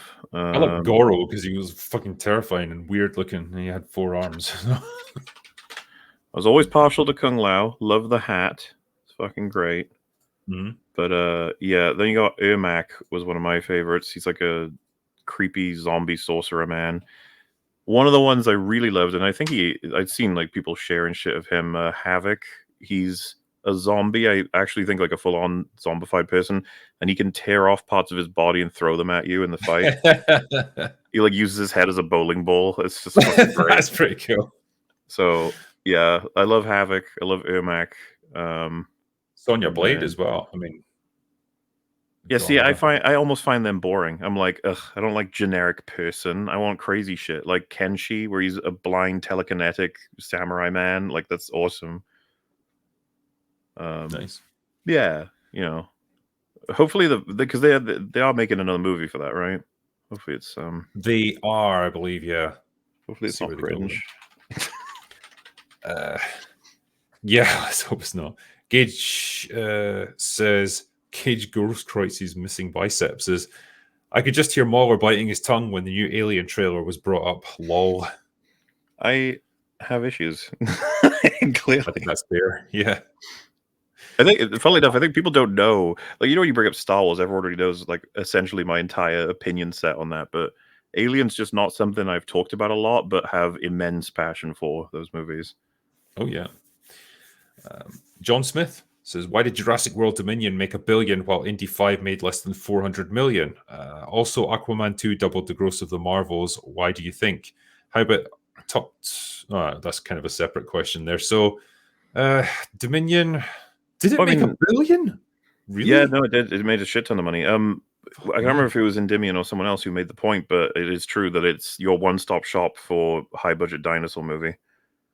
Like it doesn't Yes, yeah. surprise me at all. It's not really got much competition in that regard, and if it comes out once per what, 2-3 years, something like that, 4, then it's just like, oh, this is our dinosaur movie, everyone.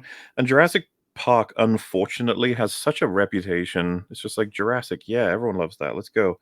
I could picture that being the fucking sole reason, and compare it to Indiana Jones, where like I think I always go back to I think it was my dad when I said there's a fifth one coming out, and he was like, "Isn't he like 90?" Yeah. And it's like, yeah, he is. Like, so what does that? How does that even make sense?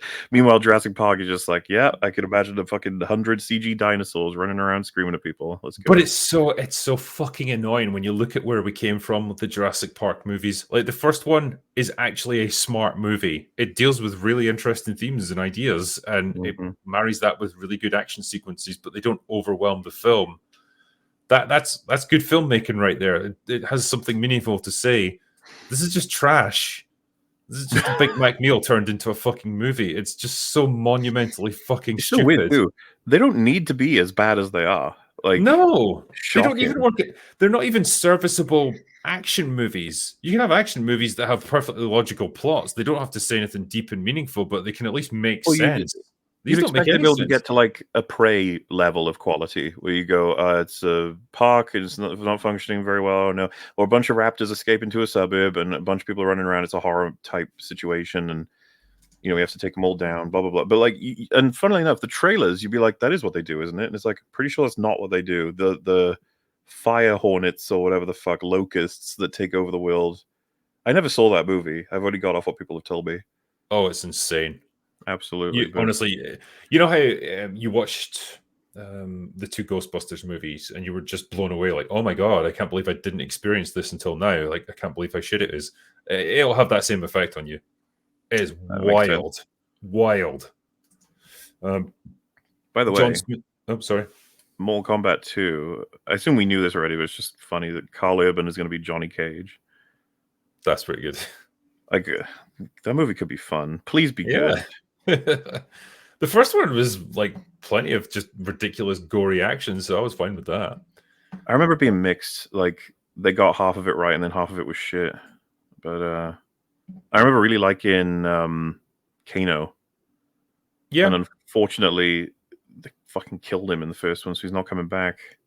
No one's truly gone no more.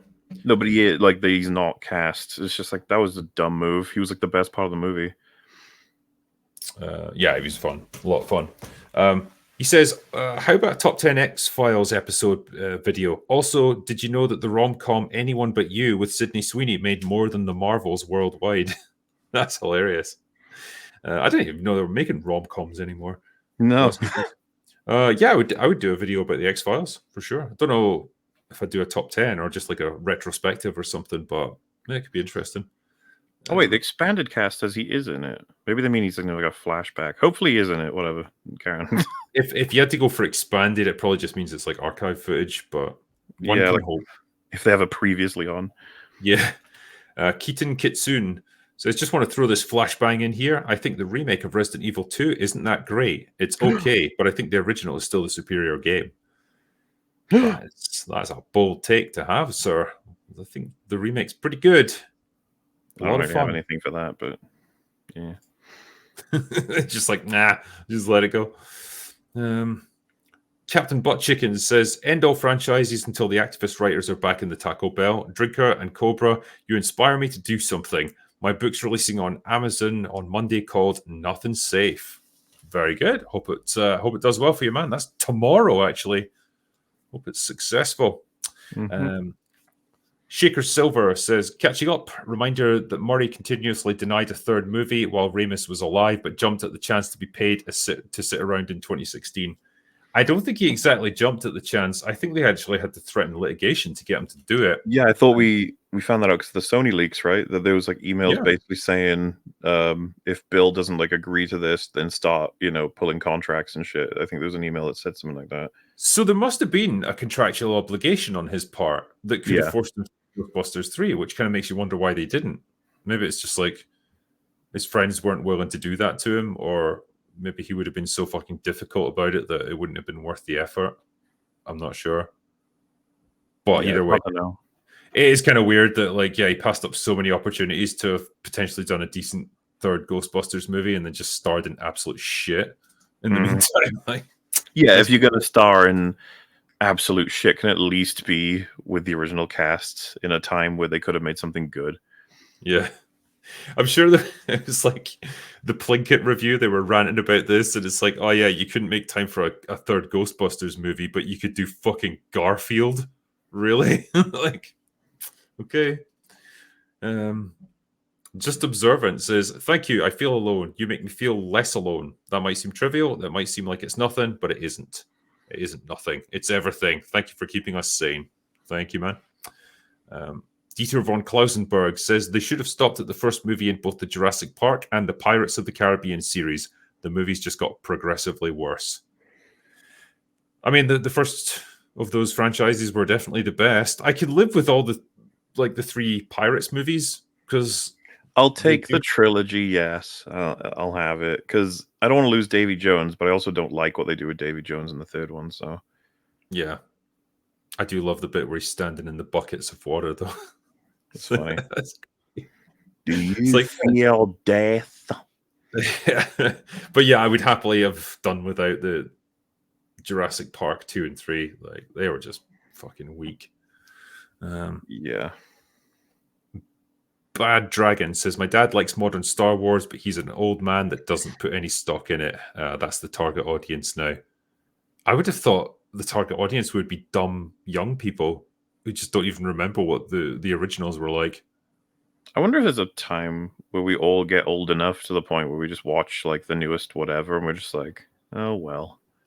I mean, maybe like when we're in old folks' homes and stuff, and we're just like, well, I'm going to be dead soon anyway, so what does it matter? Yeah, they're like, don't you think this is the worst thing for Star Wars? And you're like, oh, fucking kiss. I've seen TLJ. I've experienced pain. Blank says politics and entertainment is fine. It's just a matter of whose. I mean, I don't know. I'd rather be without it altogether, to be fair. Yeah, that's an ongoing conversation about like the difference between.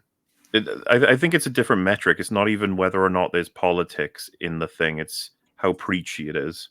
Yeah. Because I think we can make a film where if the quote unquote politics was like democracy is important. It is important for every individual to have a voice in any system. We can make that incredibly fucking annoying. You know what I mean? Yeah. Like if you write it in a particular way. And I think some of it's going to come down to is the basic premise of the film an appropriate venue for like getting into political discussions, or is it meant to be just an escapist adventure? You can't put that into every film. It's just not going to work. That's what they try to do. That's the part of the problem as well. Sith Cake says, my chat is super. Read it right now. I get that reference. Man, I've got to cover Super Troopers one day. T Stoney says, bright colors, shapes, and moving objects. Basically, they have the minds of infants and toddlers. Yeah, fair play. Jim Watari says, damn it, Drinker, I blame you for having to spend my Audible credits on Ryan Drake Audible books. Well, I hope you at least enjoy them. Thank you for that, man. Silent Evil says, not seen Frozen Empire yet, but if Afterlife was the Force Awakens of these new Ghostbusters, does this make this new one The Last Jedi? No, it's what's the Star Wars equivalent for this? Maybe I was about to say Rogue One. Yeah, I don't know. I don't know. It's like if JJ did a sequel to Force Awakens instead of Last Jedi getting made by Ryan Johnson. The thing about Very Frozen safe. Empire is there wasn't a lot in it that was. I choose the word offensive. Like I was mostly like, ugh, whatever. But Afterlife like pissed me off. It's hard to explain the difference because Frozen Empire was just like this is a middle episode of a season of TV with these characters. It's like, oh, we found an artifact. It freezes stuff. Oh, it's connected to this big horrible demon. Here it comes. Oh, we got it. There we go. All right, credits. It was the shameless degree of pandering, and sorry, not pandering, but nostalgia baiting from the first one. I think that's what got me.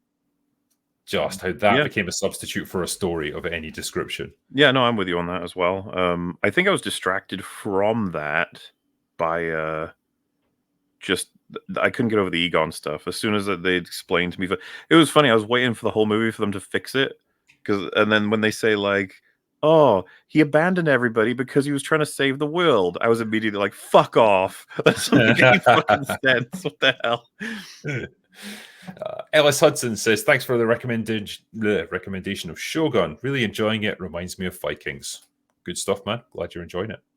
Captain Wrecked says, "Not to be that guy, but how many films or miniseries or whatever are from the Bible? One book. They can get the fuck out of here with a lack of material to work with, especially with comics and Star Wars. Use the books in both cases." Do you remember So, Noah? yeah, so I guess what he's saying, I don't know. What, they should use the expanded universe stuff from Star Wars? Well, I had a super chat the other day saying that's clearly the only like good option left, and it's like there is no good option until they can write good stories. Well, yeah, I mean, You you're could never going make to a get past story that, are you? about Luke, about some character from the expanded universe, like a Glepshido, or you can make it about Dave from the market. It doesn't matter who it's about if it's going to be shit.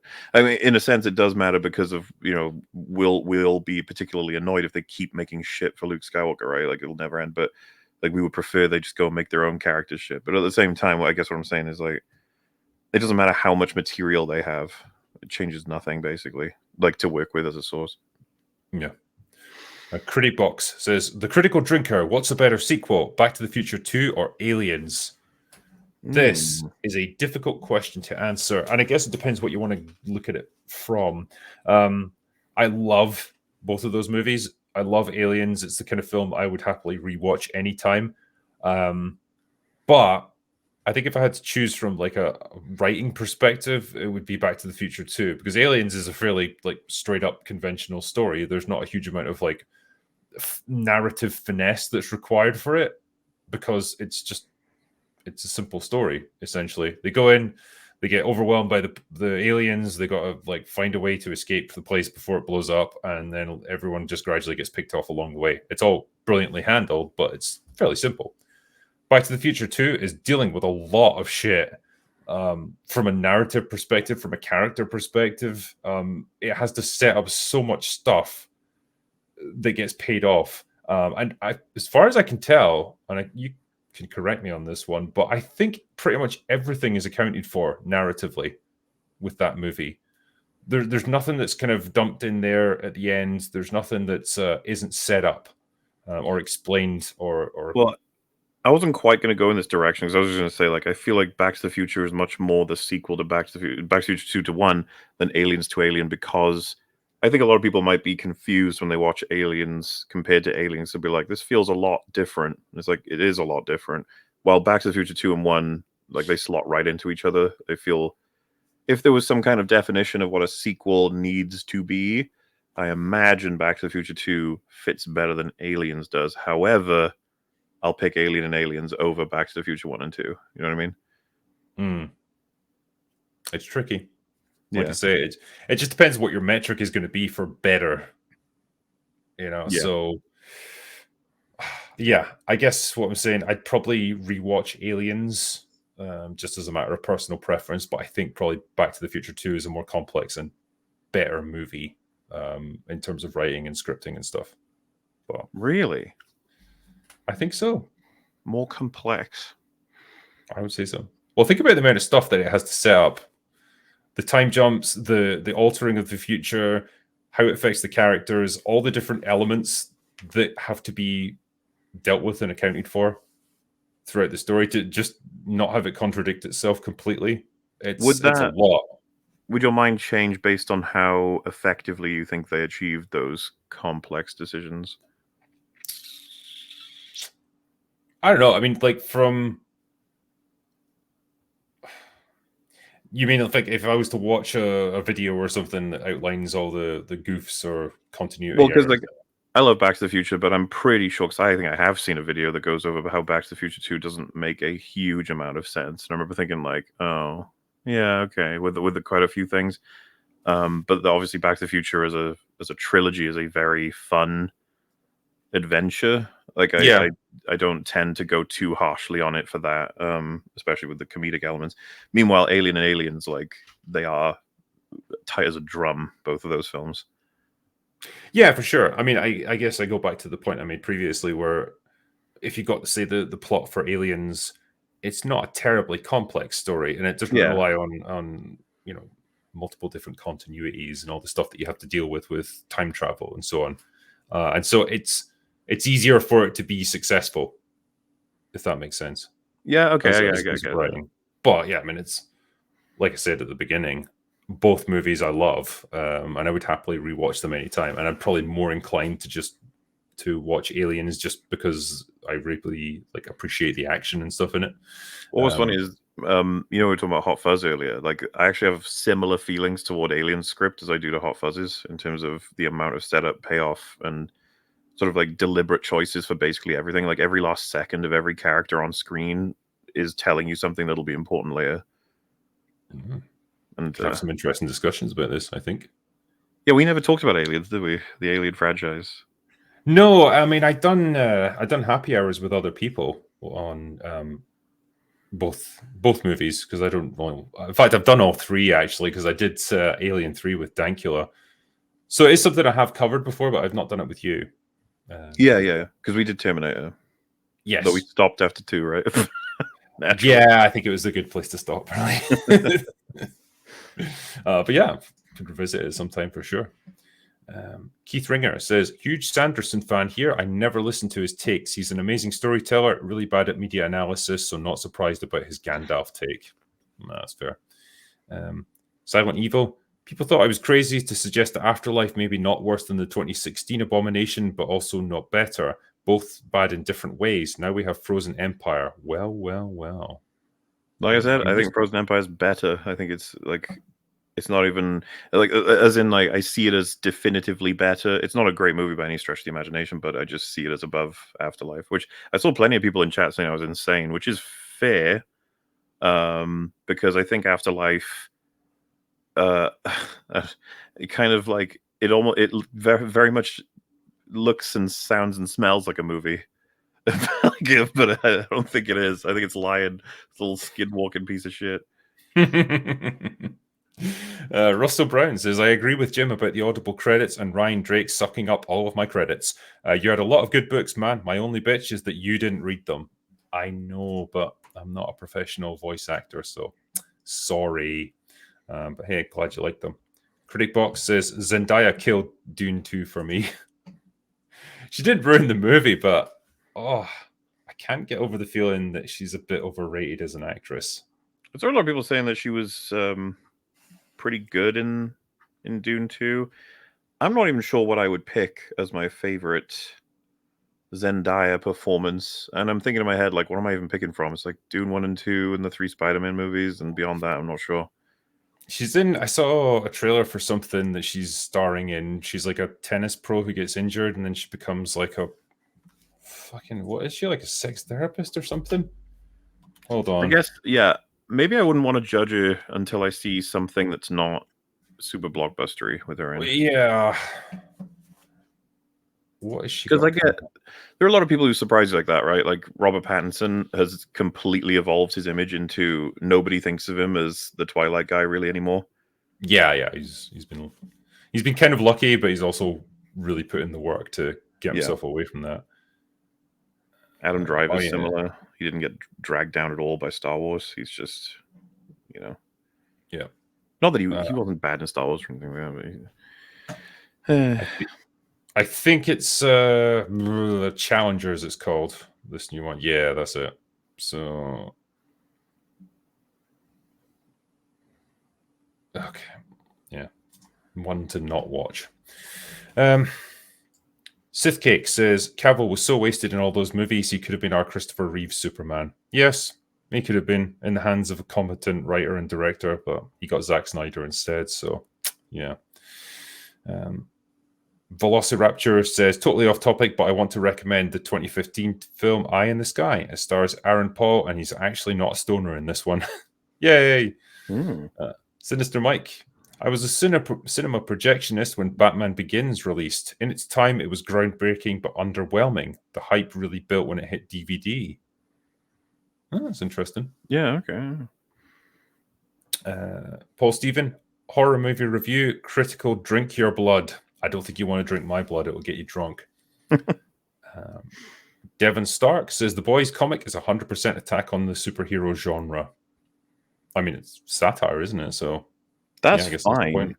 Yeah, like I like deconstructions, subversions, and if you want to just call it an attack, satire, whatever. But how? Because I think it came up as to was the comic better or the show better? And I think someone said the show was better, and I made a sound because I just fucking hate the Boys show.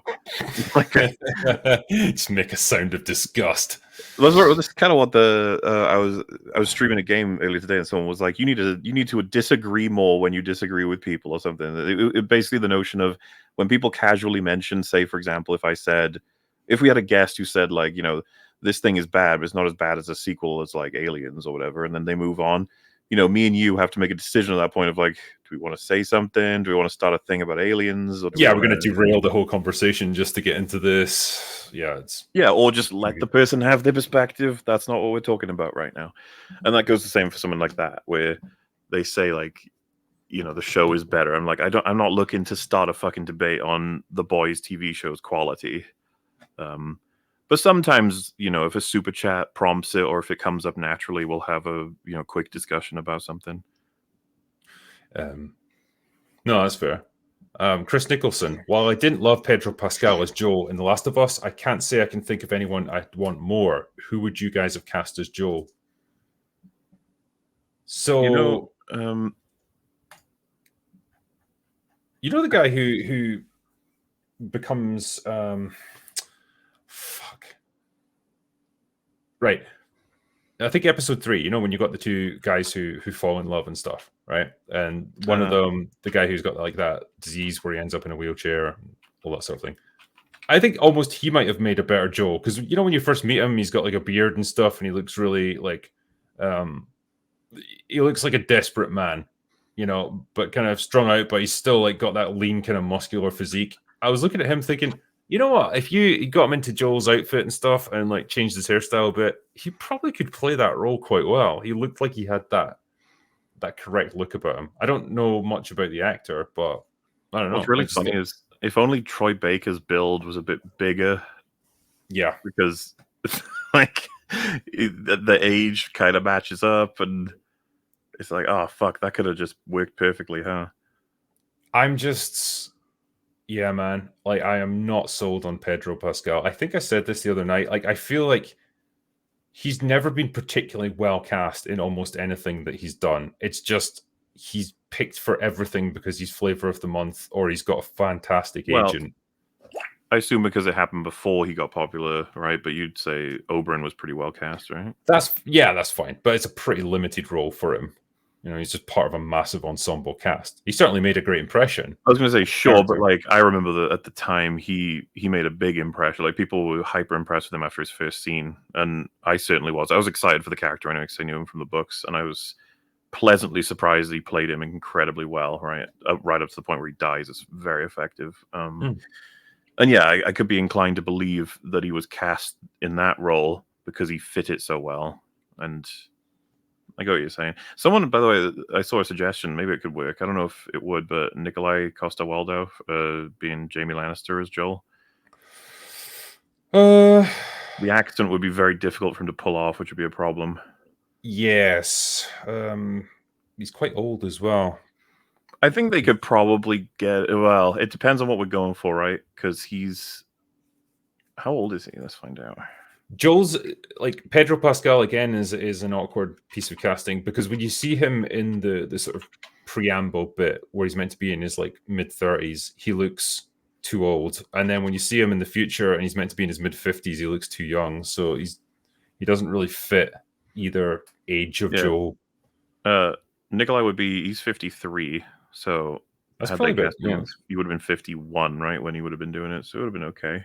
yeah. Like I said, He the made a main good problem choice. for him is going to be the voice. Yeah, he's a good actor though. I mean, presumably he can I think he's a great actor. do it Some with of a his bit stuff of like, in Game of Thrones is excellent. yeah. There's So some I mean, yeah, suggestions here for Hugh Jackman, like, it's too associated with Wolverine. Like, it's a tough one to break out of, yeah. I guess what I'm saying is like I'm not a huge fan of the casting of this show in general. Don't love Pedro Pascal and really don't fucking like the girl that they've got. What's her name again? It always Bella escapes Ramsey, me. right? Bella Ramsey. That's it. Yeah, really don't like her as Ellie. Yeah, we'll see in season 2 what they do with her. I mean, she was doomed. Yeah. Brandon Ninja, who's everyone's top 3 sexiest female video game characters of all time? Lara Croft's got to be in there, hasn't she? Yeah, this is like it goes beyond just how they look, right? It's almost like how they're used and what they represent in culture over time. No more. It's entirely about how they look. I mean, there's probably going to be like a fucking easy, like at that point, wouldn't you just pick 3 Lara Croft variations or something? I mean, potentially, yeah. It's like, I guess maybe just down to your own personal preference, like characters that you find particularly appealing or attractive or interesting or whatever, but they have to be hot. I mean, all the generic fucking answers are probably going to be ones I would agree with, like, like Tifa, for example. It's funny because I didn't played those games. Yeah, I mean, she's a pretty solid choice, to be fair. If you see her, they knew exactly what they were working with this remake. Yeah, I might pick probably Jill Valentine. Yeah, that's No, another, actually, still another solid choice, right? yeah, Quiet from Metal Gear Solid 5. Like, yeah, because she basically spends the entire game in a bikini, which is unnecessary, but I'm not complaining. How dare you? I Absolutely know. necessary. If you had read the background, the story, the lore, you'd know it was necessary. The lore is bonkers. She breathes through her skin. Exactly. Okay. So therefore, it makes sense, and it's actually empowering. Yeah, sure. So I suppose those would be my choices. Yeah. Action Com says, did Adrian Brody pull off Predators? No, He's not an action star. It's kind of strange, his career, right? Because was it The Pianist that got him into like everything else? Proper intense, actor. Like that's a It's a fucking serious drama excellent right film. Yeah. Though I think it's got a bit of a controversy, right? Because of the Roman Polanski made it, right? Or am I misremembering? Probably, yeah. I think so. But yeah, he's got a wacky history of being a part of all kinds of different random films that you just wouldn't expect him to turn up in. And then he's got like he's one of Wes Anderson's regulars, right? Or at least somewhat. I think so. What's he got here? Yeah, because he was in the fucking King Kong movie. Remember that? Oh god, yeah. Fuck. It's like his agent says to him, like, "Hey, you need to do action. That's where the money is." It's like, yeah, I'm not really into that. There he goes. The Darjeeling Limited. Yeah, because you got The Pianist, and then it's The Village, right? Which was when Shyamalan. This was when Shyamalan's credit was only finally getting destroyed. Do you remember The Village? I do remember The Village. Yeah. And then you have The Jacket and King Kong. Oh, yeah. He was like, because I feel like Predators was the last time I properly heard about him. It's like, yeah, that was 2010. What else we got? Grand Budapest Hotel. So yeah, it was Wes Anderson. And then yeah, I don't recognize like any of these movies. Yeah, I'm Peaky Blinders for 6 episodes. That's kind of cool. He's in Asteroid City apparently as well. Yeah. Ooh, yeah. And Fantastic Mr. Fox. He was good in Peaky Blinders, to be fair. Yeah, I liked him in that. That's the thing. He's an excellent actor, but what the fuck was he put in Predators for? I remember watching it at the time and being like, why is this man giving me this like cringy performance, trying to convince me he's this grizzled, hardened fucking veteran? Not only does he not look it, the voice was so much for me. I couldn't take it. It was Just like, really, yeah, growl. what are you looking at? Yeah, I'm a fucking hardened. His name was Royce. It's like, of course it was fucking Royce. All of this is a long way of saying that no, Action Com, he did not pull off Predators. Though Predators, I like a lot of it. That is a mixed Predator attempt film. There's stuff in it that I think is neat, and then stuff in it that's cringe as hell. I thought most of the action scenes were weak as fuck because you could Yeah. tell things like, when they're shooting at various enemies, all of the impacts are CGI. There's no squibs, nothing like that. And Which is compared to surprising. the It's original, Rodriguez doing this movie, right? Or was he involved in it in some way? I don't care. I just know Well, that. that's what I'm like, saying, is that it should have had squibs in it. Yeah, I just know that a lot of the combat scenes just looked fake and lightweight and just weak as fuck. Oh no, the director's name was Nimrod. Oh dear. Written by Alex Litvak, Michael Finch, and Jim Thomas. I don't recognize any of those names now. I'm sure they've gone on to great things. What's crazy is the cast. You had, again, if he was done right? Adrian Brody, Topher Grace, Walton Goggins, Danny Trejo, Mahershala Ali, Lawrence Fishburne, Alice Braga, sorry, and then a few other people that in some stuff. But it's just like, oh yeah, and they all play like, top tier warriors in their respective parts of the world. It's like, oh, this could work, and then you watch and you're like, oh. Yeah, like how to do so little with such an interesting premise. Yeah. The final super chat is from Silent Evil, who says Ghostbusters the video game is the real third movie. You can get a remaster on PS4 for $10 if it goes on sale. For the drinker and any hardcore Ghostbusters fan who hasn't played it, check it out. Yeah, we were talking about that earlier. That's considered the spiritual sequel. Yeah, the third installment and the end of the Ghostbusters story. Yeah. Why do you keep making more? Stop making more, please. Stop tormenting us. We were mentioning Godzilla 2 hours ago, whatever. I just saw a tweet where they've got a picture of, do you remember the bad guy in King of the Monsters, the woman scientist who wants to release the things? I mean, vaguely, like the human characters are pretty tertiary in these films. Yeah, it's got a picture of her. It says, quote, "Sorry, Ken Watanabe," from the hit film Batman Begins. Humans are bad and monsters are good because climate change. And I just saw it. I was like, Ken Watanabe was in Batman Begins. I was like, oh yeah, he was the fake Ra's al Ghul. I remember. Yeah, he crops up in strange films, so he does. All over yeah. Anyway, we reached the end. We practically did a fucking second open bar. I know, that was 2 hours of super chats right there. You guys sent us a lot. I mean, we're not complaining, but damn, yeah, I appreciate it. I think because a lot of them spawn quite lengthy conversations as well, which is always good. Sending us some interesting questions. But yeah, I'll upload this tomorrow. And for you guys who are watching this replay, there's not going to be an open bar this week because I'm away on Thursday, so I'm not going to be available. So hey, Muller and me get the night off from it. You should put it out. They should put this out on Thursday. It can be their open bar. I know, yeah, practically is. It's us answering questions. Anyway, well, we will finish up there. So that is all we've got for today. Go away now. Bye.